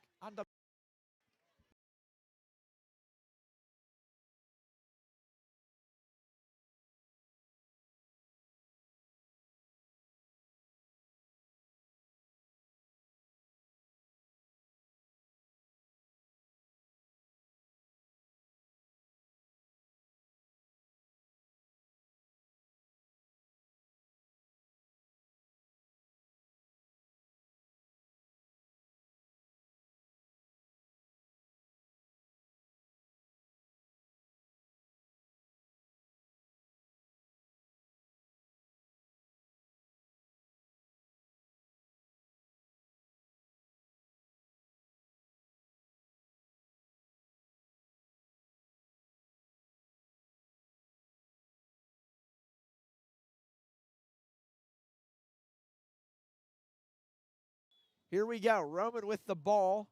They move that one up after what seemed to be a flag on St. Joe's Prep. So Prep with the ball. And that's going to be a run. I was a little bit confused because Roman, walked out in a certain way, but it's Prep ball. There's been a lot of possession changes, Sorgi, in the past. Chaos, and it feels like just total chaos on this field right now. Yeah. If there's one way to describe the game, it's chaotic. I think that's the best way to describe this one. 20 all your score. If you're just joining us, Anthony Sorgi and Drew Brosseau on the call here from Widener University. Charlie Folk has it. He's going to hand it off. Kai Billups on the run. Makes a man miss. Nice spin move just for a couple-yard gain.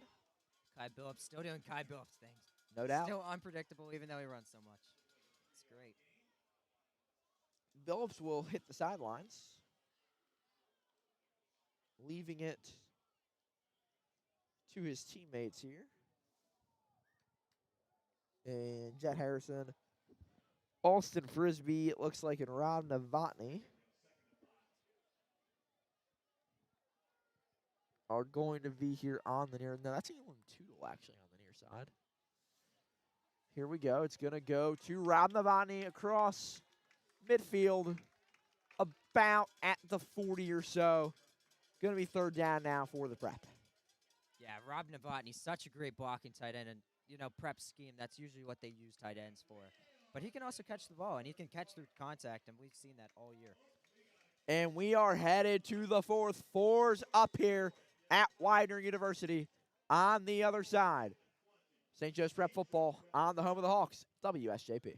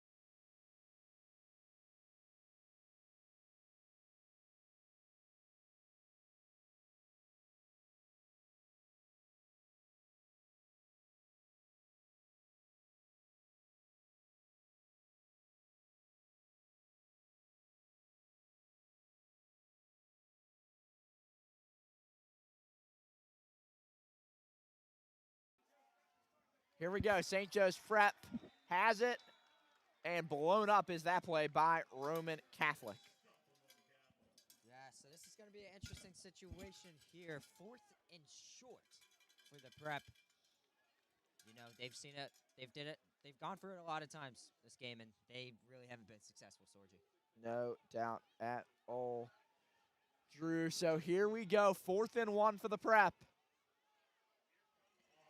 They're going to look to, it's going to be a penalty. If it's on the Prep, it would be very unfortunate if you're the Prep and it's going to be on the Hawks. Yeah, that's very More costly. undisciplined football from the offensive line. Yeah, and the Prep kind of confused there. Really unfortunate. I think they were going for the QB sneak. someone might have jumped. So 11:44 to go, tied at 20. The punt team on for St. Joe's Prep. The Roman fans absolutely electric. Yeah, that's really unfortunate, Sorgi. This Prep offense needs to get back in this game. It's going to be up to the defense to get them back on the field still with a tied game. That's what you hope for if you're a Hawks fan here. Timeout, Roman Catholic. They had 12 men on the field. We will take a very quick break. 11:43 to go. We will be back in just a moment here on WSJP.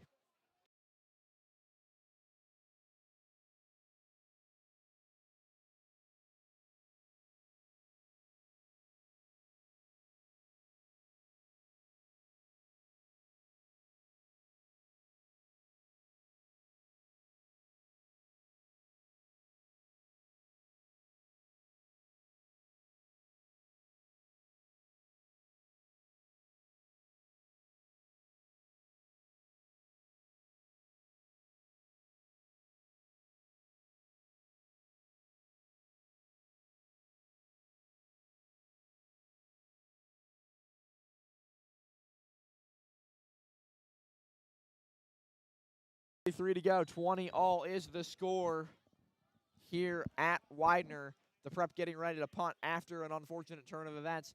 That one nearly blocked by Roman. It'll fly, and it'll take a nice bounce in favor of the Hawks down to the 26, where it will be picked up by the Prep. Drew, this is a huge, huge, crucial drive for Roman Catholic. What is it going to take for the Prep to stop the Cahillites here? I mean, do what you've been doing pretty well. Guard the threats, the wide receivers, and get to the backfield. And don't give Samaj Beals any pockets to slip out. Crush him. Form a circle around him. Get everyone pressured. And that's what's going to stop him. They've done it so many times tonight, but they need it one more time. Samaj Beals and company here for first down. 11:33 to go. We're tied at 20 between the Prep and Roman Catholic in the fourth quarter. Anthony Sorgi, Andrew Brosseau alongside. Beals is going to throw it. Got him, man, for a couple of yards. Not a huge gain, but not a bad one either for the Cahillites. Drew? And Messiah Acree shoving nearly at the end of the play there. This game's getting definitely a little chippy. I mean, it's a great game. I can see why.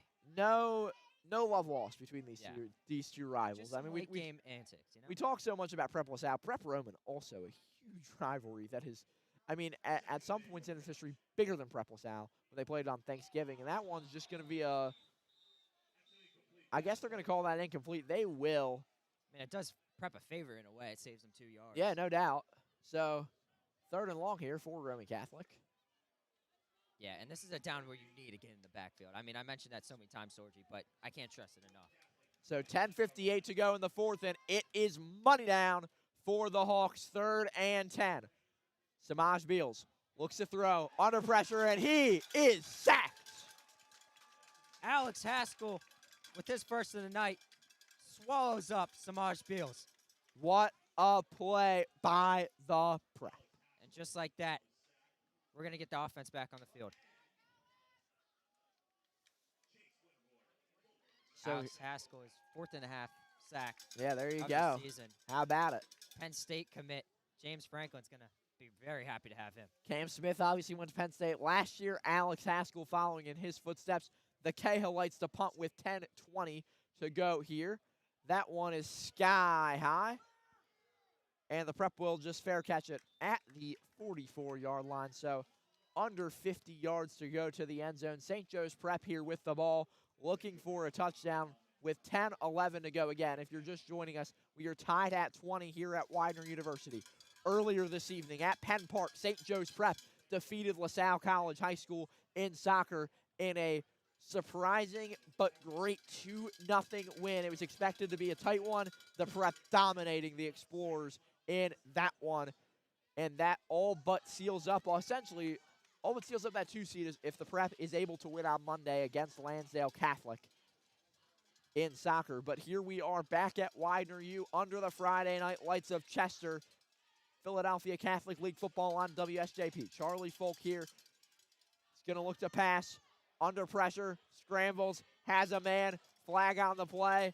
Kai Billups runs for a few yards. Man down for the prep. We'll see what's going on. A lot of whistles, Drew. A lot of whistles.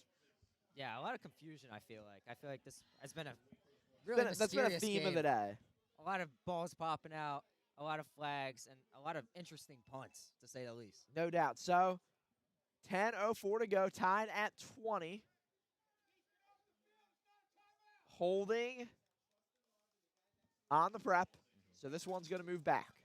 Unfortunate for the prep again, just undisciplined football. Yeah, and I think if you're the prep, you gotta pass on this down. I mean, you gotta find your players. Guys like Jet Harrison, Austin Frisbee have to make their presence known right now. And it's going to be be 20 yards to gain here for the prep. Clock running. Men in motion. Trip set on the far side of your screen. One-on-one on the near. Folk with a man in the backfield. Man in motion on the far. Folks looking. Has a man. It is complete. St. Joe's prep there with a nice play. Charlie Folk to Alston Frisbee. Two guys that are great friends connecting on the field. Yeah, obviously not the biggest passing play, but it takes a lot of that yardage. Just keep chipping away. And what a snag by Austin Frisbee. That wasn't the best ball. And through contact, great grab. 9:23 to go here in the fourth. 20-20 is your score if you're just joining us. Anthony Sorgi, Andrew Brosseau alongside Elam Tootle, Rob Novotny, Jet Harrison on your near side. Frisbee on the far. Folk is ready. Under pressure. Has Frisbee. Alston Frisbee in space. Alston Frisbee's running nearly into the red zone. Alston Frisbee, another big play tonight. Wow, Austin Frisbee. Again, on that screen pass, it really looks like it's not going to go for anything, but he explodes. His speediness, his elusiveness. He gets out of the backfield, and there he goes. A wide receiver, 2 on the depth chart, but not when it comes to the field. So here we go. Charlie Folk with a man in the backfield. 3 receivers out. It's going to be a handoff for a couple of yards there. Kai Billups on the rush. 8:55 to go in the fourth. Are we seeing Kai Bills reach the end zone tonight? And that's what you got to make him do again. The prep needs a touchdown here, Sorgi. I can't stress that enough. No doubt at all. 2nd and 6 here for the prep. 2 receivers on each side. And they're going to go back to Kai Billups. Kai Billups is going to run just short of the end zone. Inside the 5 goes Kai Billups. Yeah, what a great run again by Kai Billups. I mean, don't wear out the name too much. The Monmouth man having a night. So here we go. The prep deep in the red zone, just a couple yards away from 6 points. And they're going to run it again to Billups. Is he in? No, he's not. Just short. 2nd down for the prep. Going to be a similar formation for the prep here. Expect a QB sneak potentially? I think that's a safe assumption, and they're going to do just that. And the prep gets into the end zone. Hawks lead 26-20 with 7:52 to go. Folk finds the end zone there. What a great play. What a great drive. Prep back on top. And Sorgi, what a great play. It's really reassuring that Charlie Folk was able to find his threats. No on the doubt. field. No doubt. The prep offense showing some new life here in the fourth quarter. 7:52 to go. And Austin Frisbee, what about him? I mean, Guy's great night. electric. He's been easily the best receiver on the prep, easily tonight. And Kion Billups keep just pounding home great runs. D1 schools, Power 4 schools should be calling Alston Frisbee's name this offseason. No doubt about that. The PAT for the prep is up, and it is in 27-20, your lead. The prep faithful absolutely electric this evening at Widener University. On the other side of the break, more St. Joe's prep football on the home of the Hawks, WSJP.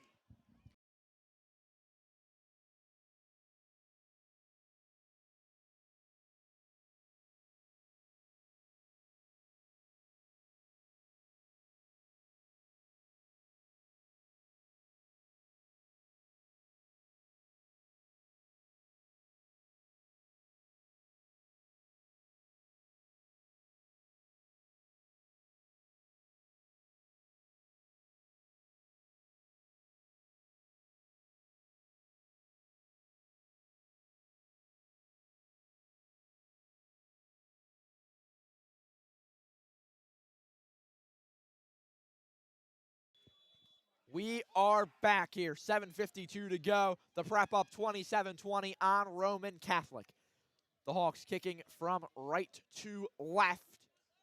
Roman will return, or they'll just let it glide into the end zone. And Sorgi, So close. Sorgi, a close call there. That took 2 bounces at the 1 and went into the end zone. Wow. That could have been something. What a game this has been, Drew. Back and forth. This is Philadelphia football at its finest. 17th and Girard, Broad and Vine. 2 rough, gritty, tough teams facing off here in Chester this evening. What a great host, by the way, Widener University. Thank you to them and Roman Catholic for their hospitality with our wonderful spot here in the press box tonight. Shout out to cameraman Andrew Yeager, producer Dom Campanero and company. And shout out to Ryan Sullivan and company at Soccer today, seeing the Prep get a 2-0 win over LaSalle. It's going to be a penalty on the play. False start seems to be the call. Oh, it's going to be on the Prep. Wow. Wow. We've seen that yellow towel quite a bit today, Sorgi.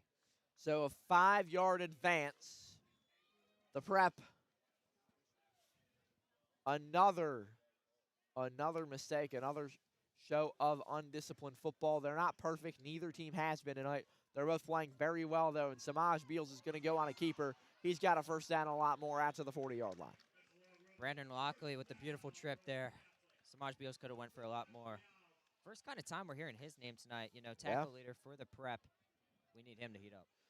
1st and 10, just short of Roman's own 40. 7:34 to go. 27-20 the score in favor of the Prep. Samaj Beals is going to throw across the middle. He has a man in space. Is there any stopping him? No, there isn't. Touchdown, Cahillites.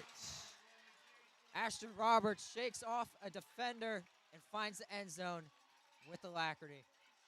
Wow. Ashton Roberts, what a touchdown. I mean, he's been amazing tonight. When you talk about wide receiver rooms, who's the best between Roman and Prep, I would say neither. They're both electric. Yeah, they no both doubt. do damage, and that's shown tonight. The top 3 teams in the PCL, the top 3 teams in the state, the 3 best wide receiver cores in the state. No doubt at all. 27-26 your score. Here comes the PAT from the Cahillites. The Prep side trying to make some noise and shake the Cahillites kicker here. Almost blocked. And it is good. 27 all 7:22 to go. We will take a quick break here on WSJP.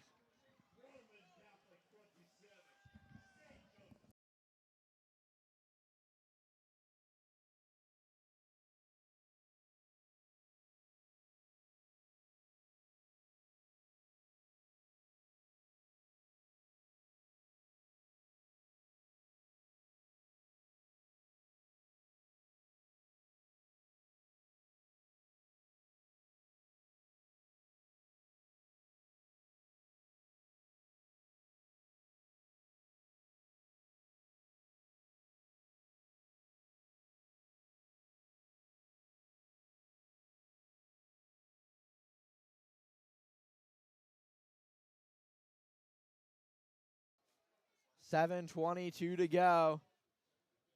Tied at 27. Roman kicking off to the Prep after a thrilling touchdown. What a thrilling game this has been between the Cahillites and the Hawks. Kicking from left to right is Roman. That one's going to go right to the 30 and going to be just knelt down by Elam Tootle. So the Hawks will take over at their own 28-yard line here. Sorgi, you said, about eventful games. I mean, I think this is what we expected coming in. This seems like a very fair matchup on paper, especially like what Roman has been doing this year in the PCL. Like no other year, they look dangerous. They look like they have a new attitude. They are a very good football team, to say the least. And the Prep is going to have to go through some insane adversity here to score. So here we go. The Prep with the ball. Charlie Folk and company back out there. C4 looking to lead the Prep to a touchdown. Trip set on the far. One man on the near. It's going to be a rush to Kai Billups. He bounces outside, makes a couple men miss, gains a couple yards after what looked like it was going to be a run for nothing. Billups recovers. Major extracurriculars after the play. Yeah, that's been a common theme, Sorgi. It's going to be really interesting to see what the refs call here, but discipline, Sorgi. Discipline, discipline, discipline. You got to have it in moments like these. Both teams are just getting their emotions are getting the best of them, to put it simply. 7:09 though here to go in the fourth quarter, tied at 27. Anthony Sorgi, Andrew Brosseau alongside. We apologize for any technical difficulties with our scoreboard, but we'll keep you updated on the time as we go. Charlie Folk and company looking at the sidelines for the next play call. The refs are they just going to keep it where it was? Yeah, I guess they're just going to say the penalties cancel out. Both teams were doing Yeah. it. Oh, no, they're going to call it on Roman. they called on both. They canceled. Oh.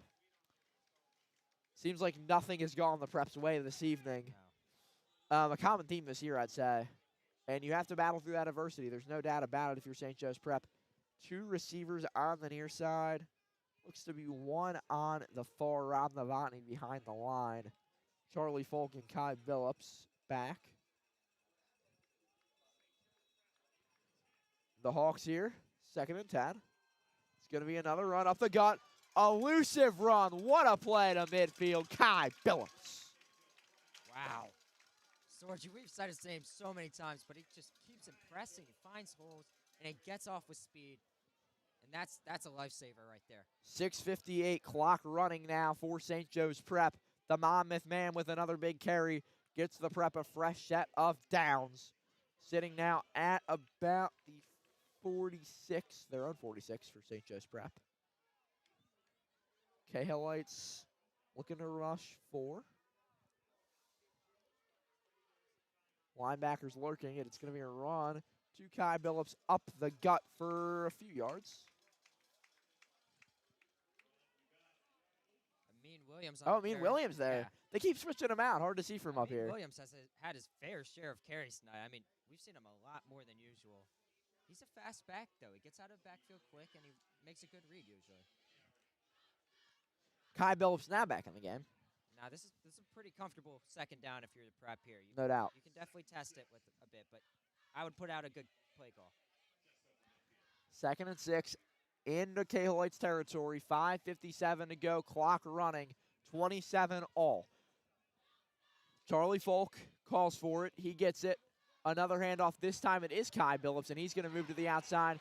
A gain of almost nothing, though, sets up a 3rd and 6 for the Prep. Yeah, I think if you're the Prep here, you just got to keep your cool. You got to put your best play against their best defensive play. That's what happens in close games like this. Both teams playing their best product on best product. Prep needs to find a 1st down here. Huge 3rd down in this one. The Prep moving towards the near side of the field. They do have that trip set kind of stacked on the far side. Elam Tootle one-on-one on the near. Charlie Folk looks to the sidelines for the call. He does have Kai in the backfield with him. Folk gets ready.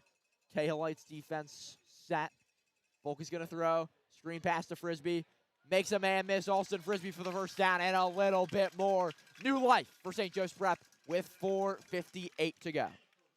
Big-time moments, big-time plays, and Austin Frisbee is a big-time player, and they needed that there. Comes firing off that screen and finds the 1st down. So here we go. Charlie Folk, again, just looks to the sidelines. Getting a little bit repetitive here, the routine for the Hawks. Yeah. But in times like this, Sorgi, you got to get it right. Here we go. Folk's going to hand it off. They'll get a few yards, a little bit of a push at the end. Helps out the Prep. Kai Billups there on the run. Yeah, Kai Billups just makes these 2nd downs so manageable when he's coming out of backfield on 1st down. He's been unstoppable tonight.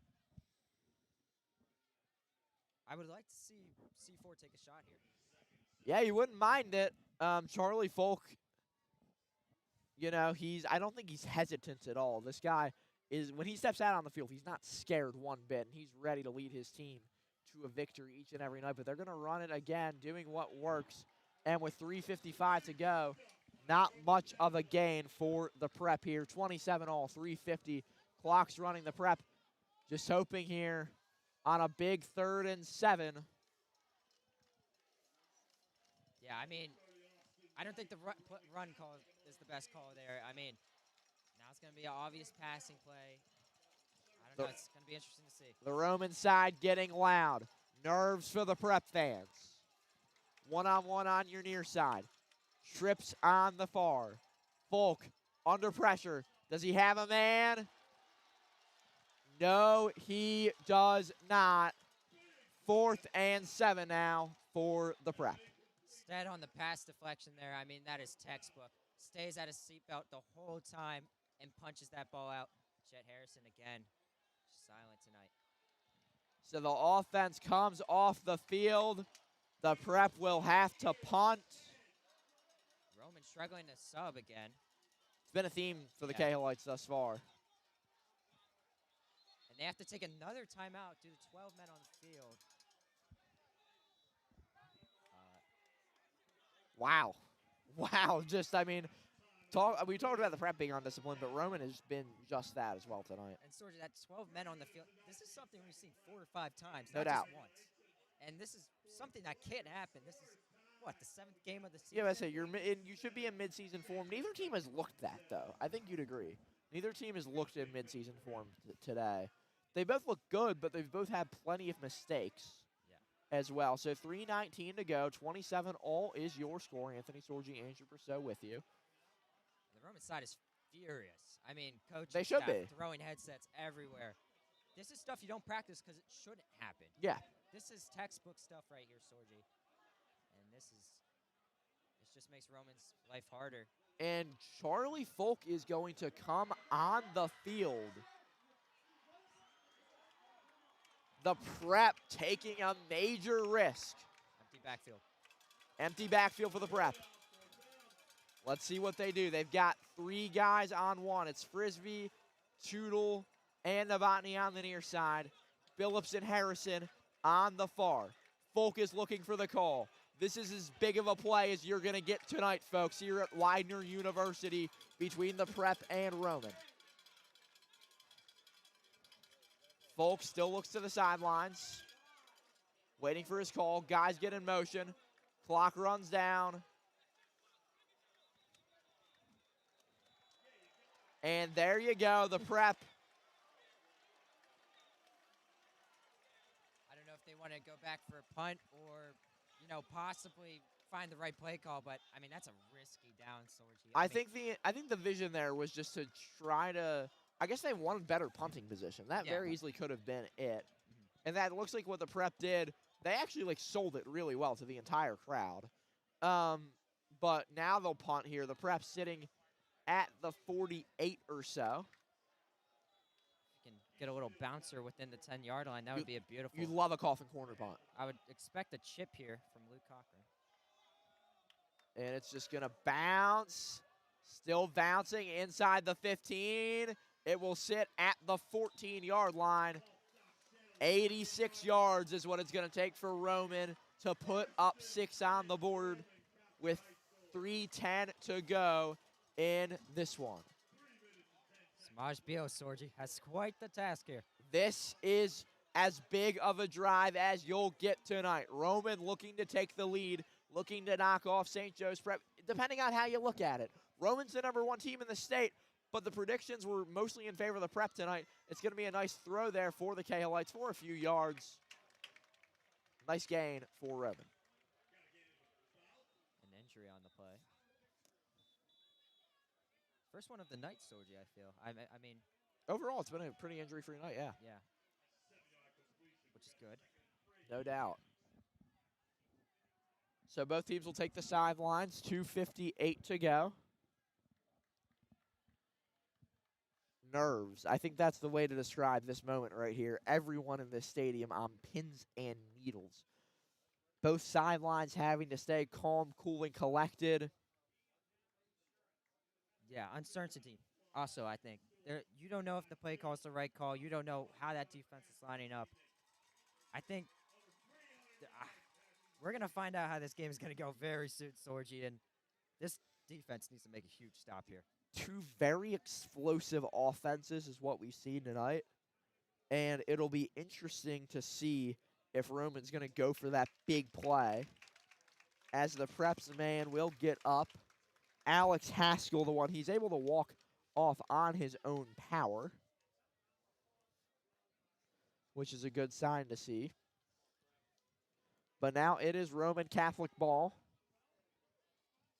at the 21-yard line. I mean, that's a big guy to have out for a play at least, or whatever it will be. I mean, that's your best playmaker on the D-line and possibly the whole defense. Yeah, 2:58 to go. We're tied at 27 here at Widener U. Thank you for tuning in this evening on WSJP, the home of the Hawks. Beals steps back, looks, throws. Does he have it? He does. He gets a man for a ton of extra yards. From almost incomplete to moving the chains. Roman Catholic first down, 2:44 to go. And Sorgi, he wanted the ball, not him. And he got greedy, and he went up for the ball and missed the tackle. Sorgi, in times like that, you just got to go for a safe play. Get the loss. Don't care about the ball. No doubt. So here we go. It's going to be a run play. Up the gut. Roman getting good yardage. First down and more. The Cahillites moving down quickly. Is there a flag on the play? There is.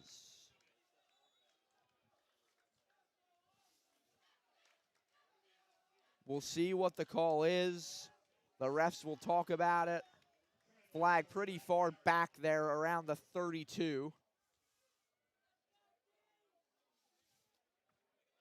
Yeah, saw Messiah Acree near that flag. I'm not quite sure what it was. The refs will talk it over. 4 of them meeting. The other one just showing the play, or the spot of the foul, or if there was one. Roman's lining up in a formation, even though the 4 refs are still talking. Prep defense getting ready. 2:37 to go. 27 all if you're just joining us here on WSJP.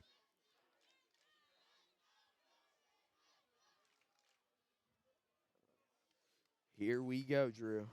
Yeah. Refs still talking about it.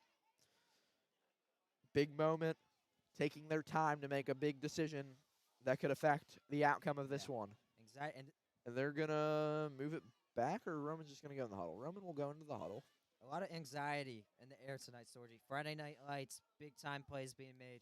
Tie game late in the fourth quarter. The last time the Prep will play Friday Night Lights, possibly at all this season. Wow. Depending on the playoff schedule once they get into the States. And it's going to be on St. Joe's Prep. And the chains are going to move across midfield. Messiah Acree with the flag. Discipline, Sorgi, like you said earlier. So Roman rushes to the line, Sorgi. Yeah, the ball here at the 37. 2:37 to go. 3 receivers on the far side, 1 on the near. Beals alone in the backfield. Extra blocker on the line. Beals is just going to run it himself. Can the Prep get to him? Missed tackle, another one. If he doesn't have the first down, he's close. Will the chains move? They will. No, they'll keep them. Okay, so just short. They did move the chains, and then they moved them back. So here we go. Sneaky play we saw from Samaj Beals there. Something No we doubt. haven't seen today. I would expect a lot more direct quarterback rushes out of backfield. Under 2 minutes now. 1:56 and counting. 27 all. It's going to be a run for Roman for a few yards and more down to the 20 of the Prep. Roman's just going ground and pound, running the clock out here.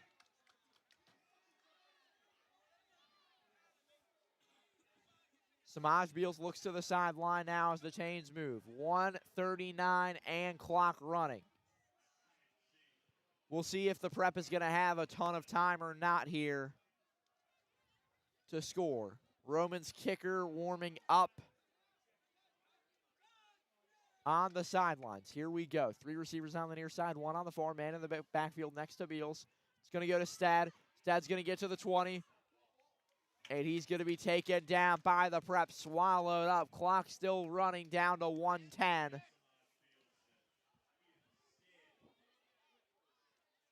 No real gain there for the Cahillites. Stad's going to move in motion with Roberts. 3 receivers go from the near side to the far. Man in the backfield alongside Beals.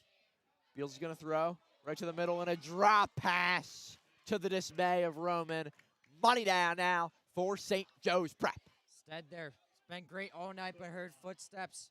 Drops that one there. That's a big time catch he needs to make. It's going to be interesting to see the play call here on third down, obviously in field goal range. But a tough field goal for high school, especially to, putting in where he is on the field. The prep side absolutely electric. 49 seconds to go. The Hawks jumping up and down. Big 3rd and 7 here. Beals with a man next to him. Steps back, under pressure, throws end zone. Tipped! Incomplete. Nearly a pick, but 4th down here. The Hawks force 4th. Brendan Flaherty with a huge pass break up there. Could have possibly been a pick, and that would have sent people crazy, Sorgi. 43.9 to go. Samaj Beals and company will take the risk and stay on the field. 4th and 7. This is as big as it gets. Both sides ready. This is it. We're tied at 27 here at Widener U. 3 men on the far side, 1 on the near. Penalty on the play. Signal. Is it a false start? Is it an offsides? Let's see what the refs decide.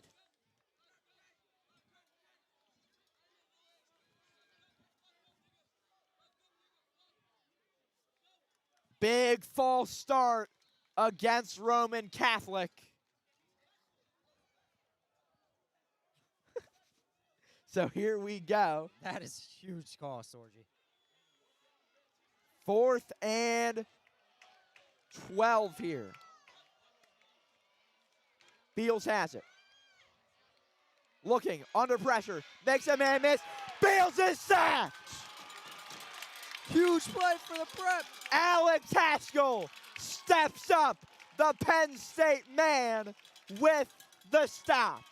39.3 to go here at Widener. We're tied at 27, and Charlie Folk and company coming on the field, looking to lead the Hawks to victory in what has been a thriller on this Friday night under the lights. Sorgi, perfect word, thriller.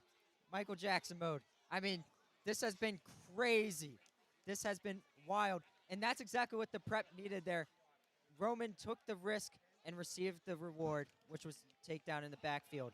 This is huge for Charlie Folk.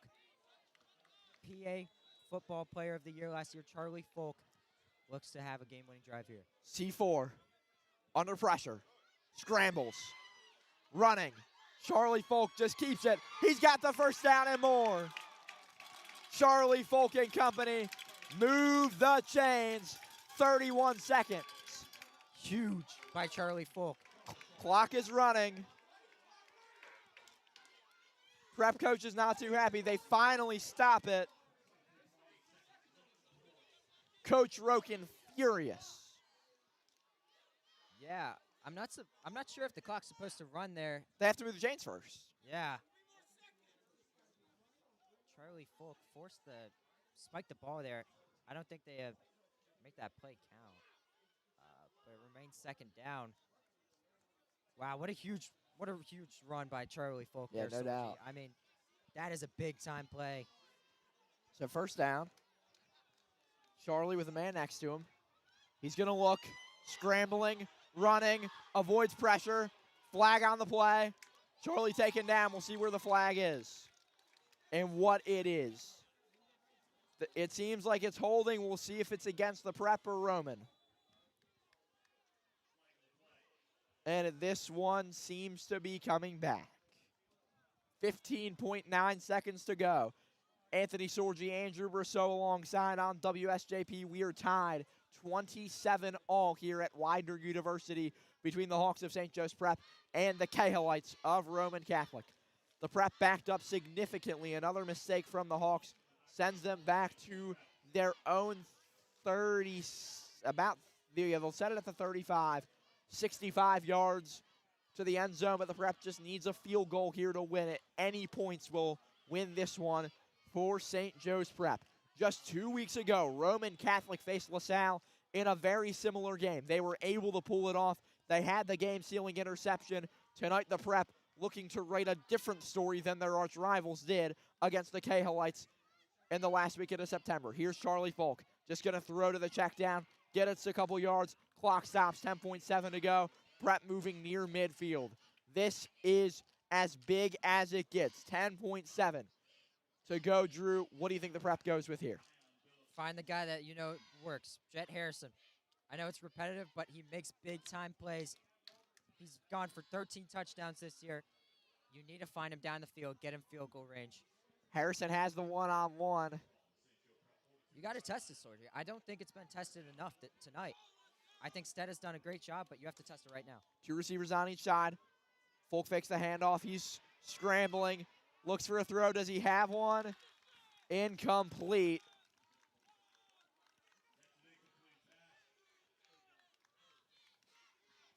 The Prep, 5.2 seconds. They're going to have to air this one out. Either that or take it to overtime. We'll see which they choose.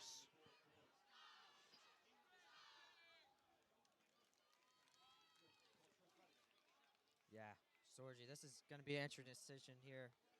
They got the ball back with about 39 seconds, and You knew it was going to be a tough task. yeah. But it's even more of a tough task right now. I mean, do you take a shot here? What do you do? It looks like the Prep's going to try. Trips that on the near side, one-on-one on the other. Folk looks to the sideline. Flag on the play. Yeah, I think Prep's going to settle for the punt here, take it into overtime. That's been a constant Tim Roken theme, and he takes a risk like that. And Going to call a timeout. Okay. Timeout before the flag. So 5.2 seconds to go. And what a game, Sorgi. No What doubt. a game. No doubt, Drew. No doubt. Here in Widener, in the car ride over here, we knew it was going to be quite a thriller, but we didn't know it was going to be this. Chaotic, exciting, thrilling. Keeps you on the edge of your seat for sure. No doubt. I mean, everyone in this building almost standing. This ball has been moving places it hasn't moved before. It's crazy. It is wild. Absolutely wild game tonight.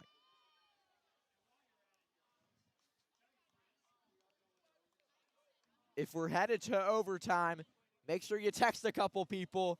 Make sure you let them know that we are live on WSJP as St. Joe's Prep and Roman Catholic seem to be headed overtime. We'll see if the Prep is going to air it out here or not. They bring the offense out. Just a question of what they'll do with it.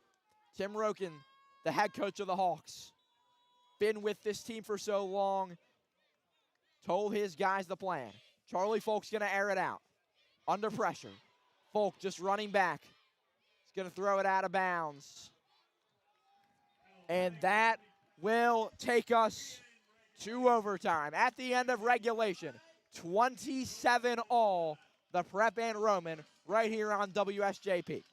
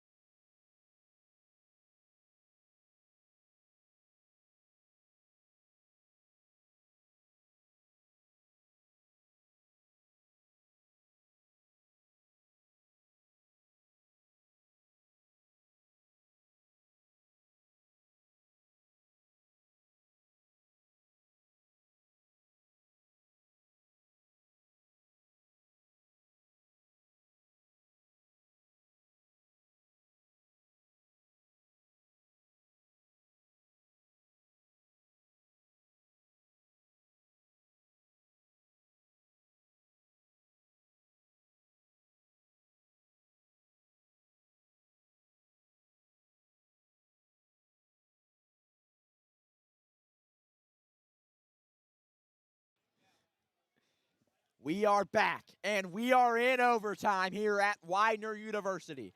Anthony Sorgi and Drew Brosseau alongside as the Hawks and Cahillites get ready for a fifth period of football. If you remember a year ago, it was October 5th at Upper Dublin High School when the Hawks lost in quadruple overtime to LaSalle. That was the last time they played in overtime. Meanwhile, for Roman, it was just against LaSalle a couple weeks ago when they played in overtime. The rules, for those who don't remember, they just had the coin toss. We'll see how it goes. But each team will get the ball at the opponent's 10-yard line. No game clock. 40-second play clock still in effect. Each team will add one timeout per overtime period. And Sorgi, this prep offense will take the field first. This Roman defense is pretty pumped up. Sorgi, last year, you mentioned the LaSalle game, absolute heartbreak. And The best football game I've ever watched, but heartbreak. Yeah. I mean, you could put this one right here up Exactly. with it. No doubt. No doubt at all. And whoever's losing this game is riding home with a tough chip on their shoulder for sure. C4 takes the field again. PA Football Player of the Year. Let's see if he can do it. The trials and tribulations for St. Joe's Prep all year they've happened. Here we go. It's Charlie Folk to Kai Billups for a couple of yards. Last Saturday night, the Prep lost to LaSalle in what was a disappointment.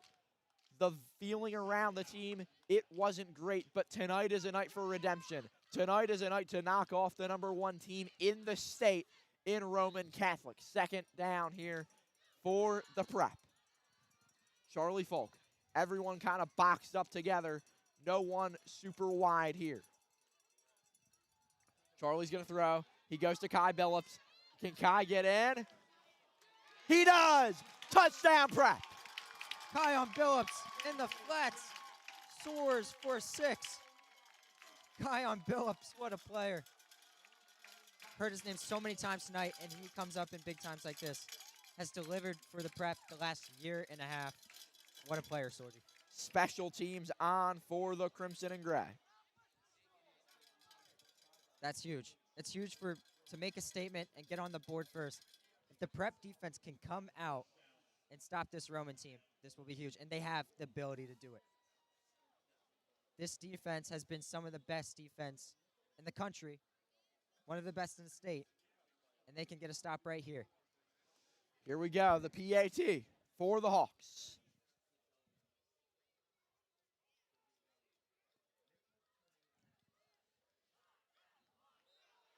And it is no good.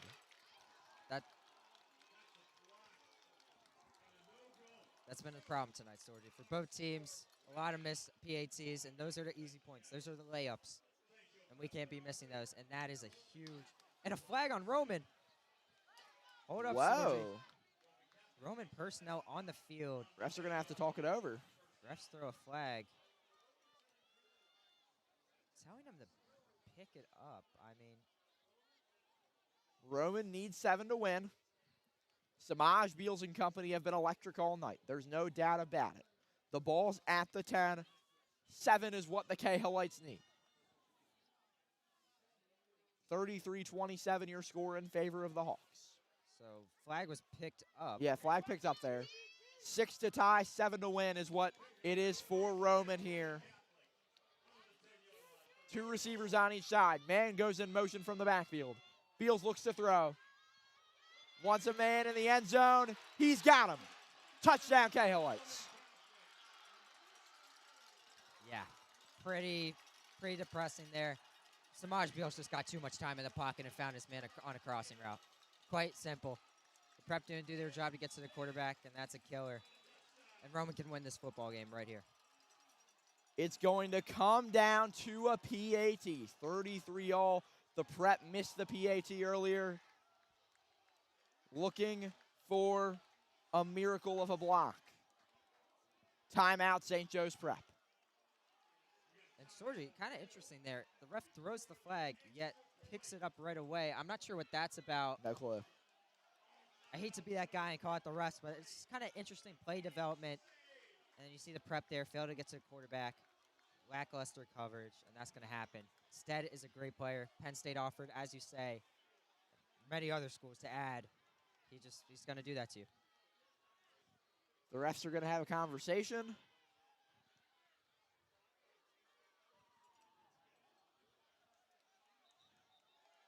You knew it was going to be a thriller tonight. But, Sorgi, we've seen this special team unit for the prep block kicks, and on a basis this year. Every game, block kicks. Look for Messiah Acree on the edge. He can block a kick here. Here we go. For the game. This is the game.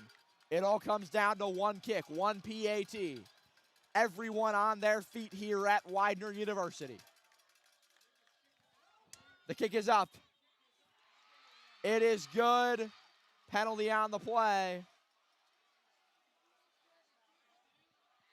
We'll see what the call is, but as of now, the Cahillites have won. Timeout and icing by St. Joe's Prep, it would look like.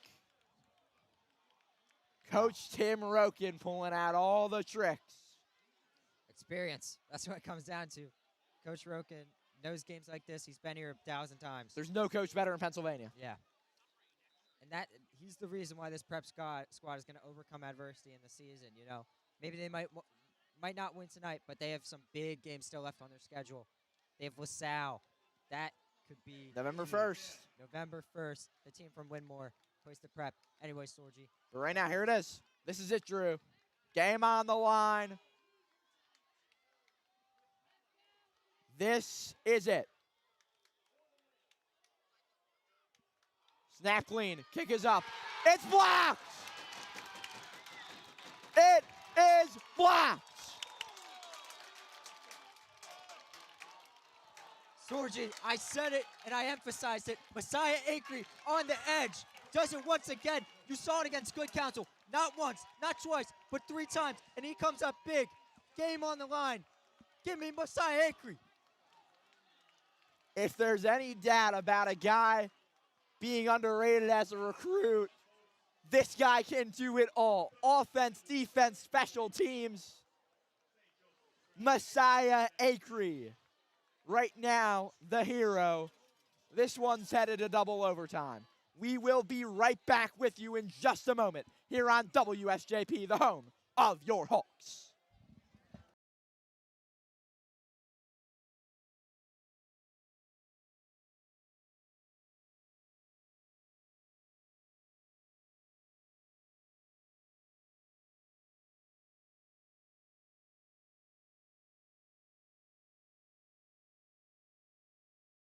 And now we are here in the second overtime period. This, again, is as thrilling of a game as you'll see, Drew. Roman Samaj Beals, the Akron commit, Ash Roberts, Stead, the rest of the crew for the Cahillites, the boys of Broad and Vine, looking to punch in more points to give themselves a lead. Double overtime, 33-all. Here at Widener U. 2 receivers to each side. Back goes in motion. Beals throws, end zone. No one even close. Wow. And Sorgi, Beals takes an absolute shot there. Gets the ball off just in time. And that's a great first down play by the prep there. You need to come with that pressure every time. Every time. Second down, the Cahillites talking it over. Now they get set. 3 receivers on the far side. 1 on the near. Beals with a back next to him. Ready to take the snap. Second and goal here for Roman. Beals is going to throw across the middle. Incomplete. Money down now for the prep. Brendan Flaherty was late on that pass, just barely. Samaj Beals throws such a gamble through the middle. Wow, and prep, they're knocking on their door. This prep team, this defense, some of the best in the country, Sorgi. And Drew again, what down is it? Money down. The biggest down Here we go. Samaj Beals. Same formation as last play. Man goes in motion. Beals is going to run. Beals wants it. Is he going to be stopped? Yes, he will be. Doesn't quite punch it in. 4th and inches. Wow. And what a call by producer Dom Camp. Yeah, Dom Camp saw that all the way through, actually 2 or 3 plays ago. And you knew that was coming, though, to be fair. But Dom Camp is just way ahead of us.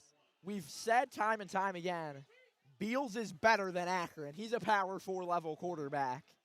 And the Zips are lucky to have him in Northern Ohio. And here we go. 2 receivers on each side. For the game. Back to the right. Back to the left of Beals now. Here goes Samaj. He's going to go out to his left. He's going to throw. It is incomplete. He caught it. It looked incomplete at first. But the Cahillites haul it in. Yeah, beautiful drawn-up play there. Have the back and everyone else roll out to the left there. A lot of chaos on that Yeah. far side of the field right there. And Roman is electing to go for 2. This is what LaSalle did last year. Joey O'Brien, if you remember, catching the Philly special. Yeah. This is huge. So here we go. Samaj Beals. 2 receivers on each side, back to his right. He's going to roll out. Beals is going to throw. Is it caught? It is incomplete. The prep gets the stop. Wow. Samaj Beals pressured, misses his man, Issa Neely in the end zone. He thought he had the extra foot in, but not quite. Heartbreak. Gamble again from Rowan, but that's been all night. Both teams gambling. And Issa Neely kind of shaken up on the sideline. 39-33, your score in favor of the Cahillites. It's double overtime here at Widener U. The prep and Roman, each with missed PATs in the first period. 1 missed, 1 blocked. That sent us to the second. Roman able to punch it in for 6. Not able to get it for 2. Here comes Charlie Folk, C4 and company. 2 men in the backfield with Folk, 3 receivers.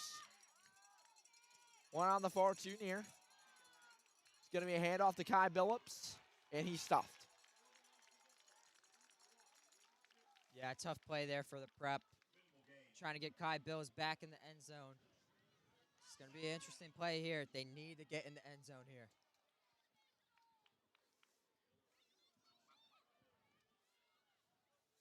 As Sorgi said before, prep has been in this position before around the same time last year, and they need to convert. This would be a huge win. This would lift them up so much. Folk, ready to throw. Looking, under pressure, avoids, just going to run. Folk, down to the 4. 3rd down for the prep. This is as big as it gets. Yeah, and that takes a lot of guts there by Charlie Folk to not only run and gamble with a fumble, but make some guys miss. And that is a great play. No one was really open. Great executive decision by Charlie Folk. Trip set. A sight you've seen a lot on the near side. 1-on-1 on the far. Toodle goes in motion. Folk wants the end zone. Does Folk have the end zone? He's got it. Flag. But a flag on Incomplete. the play. Incomplete, but he has the flag. Yeah. I mean, to be fair, that is like 70 yards away. We couldn't really see the ball. Nothing in that far corner you can see tonight. Yeah. Pass interference on the defense. There's a lot of hands there. Ton of hands. The refs. Maybe it's a hold. We'll see. The prep needs this. They need this. It looks like it's just going to be 4th down at the 2. Maybe I think it's actually 3rd down. Are they going to replay 3rd? Replay 3rd, I guess, was the call. Folk hands it off. Touchdown, Hawks! Kion Billups for 6. The third of the night. Multiple schools were knocking on his door, and it was for a reason. We have a tie game going for 1. This is for the game. Luke Cochran, the game is in your hands. Everyone on their feet here. Before we get to the PAT, thank you all for watching this evening. It has been a thriller. Make sure to hit that subscribe button. Follow us on social media, Instagram and X. What a night it's been. St. Joe's Prep Soccer gets the 2-0 win over LaSalle in an upset. And now it's football. This is it. Cochran for the PAT.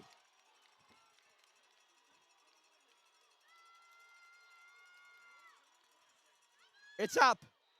It's good! St. Joe's Prep takes down Roman Catholic. Luke Cochran with the extra point. Prep is going to win this football game. Chaos in Chester. Wow! Can you believe it? Can you believe it indeed? The Hawks go on the road and take down the Cahillites. Coming off a rough loss to LaSalle, they get redemption. Could it be any sweeter, Drew? No. Sorgi, oh my gosh. What a game. They needed this one bad, Sorgi. In so many ways. Don't call it an upset. This team is back, and we saw it in so many ways. Roman, props to them. They played a great game tonight, but this Prep team is back. And in what better fashion? OT win. It really puts a dagger in the heart of Roman. Tonight's final score, 40-39 from Chester. Thank you all for watching. For Andrew Brosseau, I've been Anthony Sorgi on the latest edition of St. Joe's Prep Football. We will give it to the post-game show hosted by Dom Campanero in just a moment. But until then, have a great night. And as always, go Prep!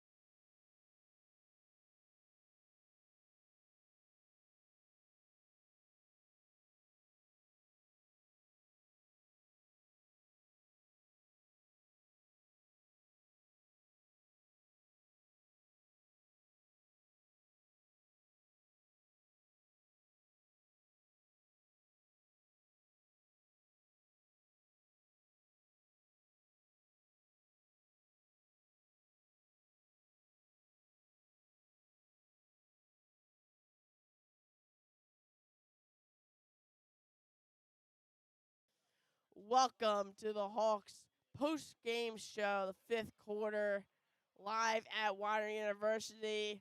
Game of the year, potentially. It's an absolute stun crowd here at Widener University. Obviously, the home field for Roman Catholic. St. Joe's Prep. Unbelievable. 40-39 victory, double overtime. And it ends in an unfathomable way. Here breaking down with me is Chris Coleman. Chris, what a game we had on our sleeves. Yeah, I mean, that was just so hard fought, and we really just played like we wanted it at the end when it mattered the most, you know. It was a great game.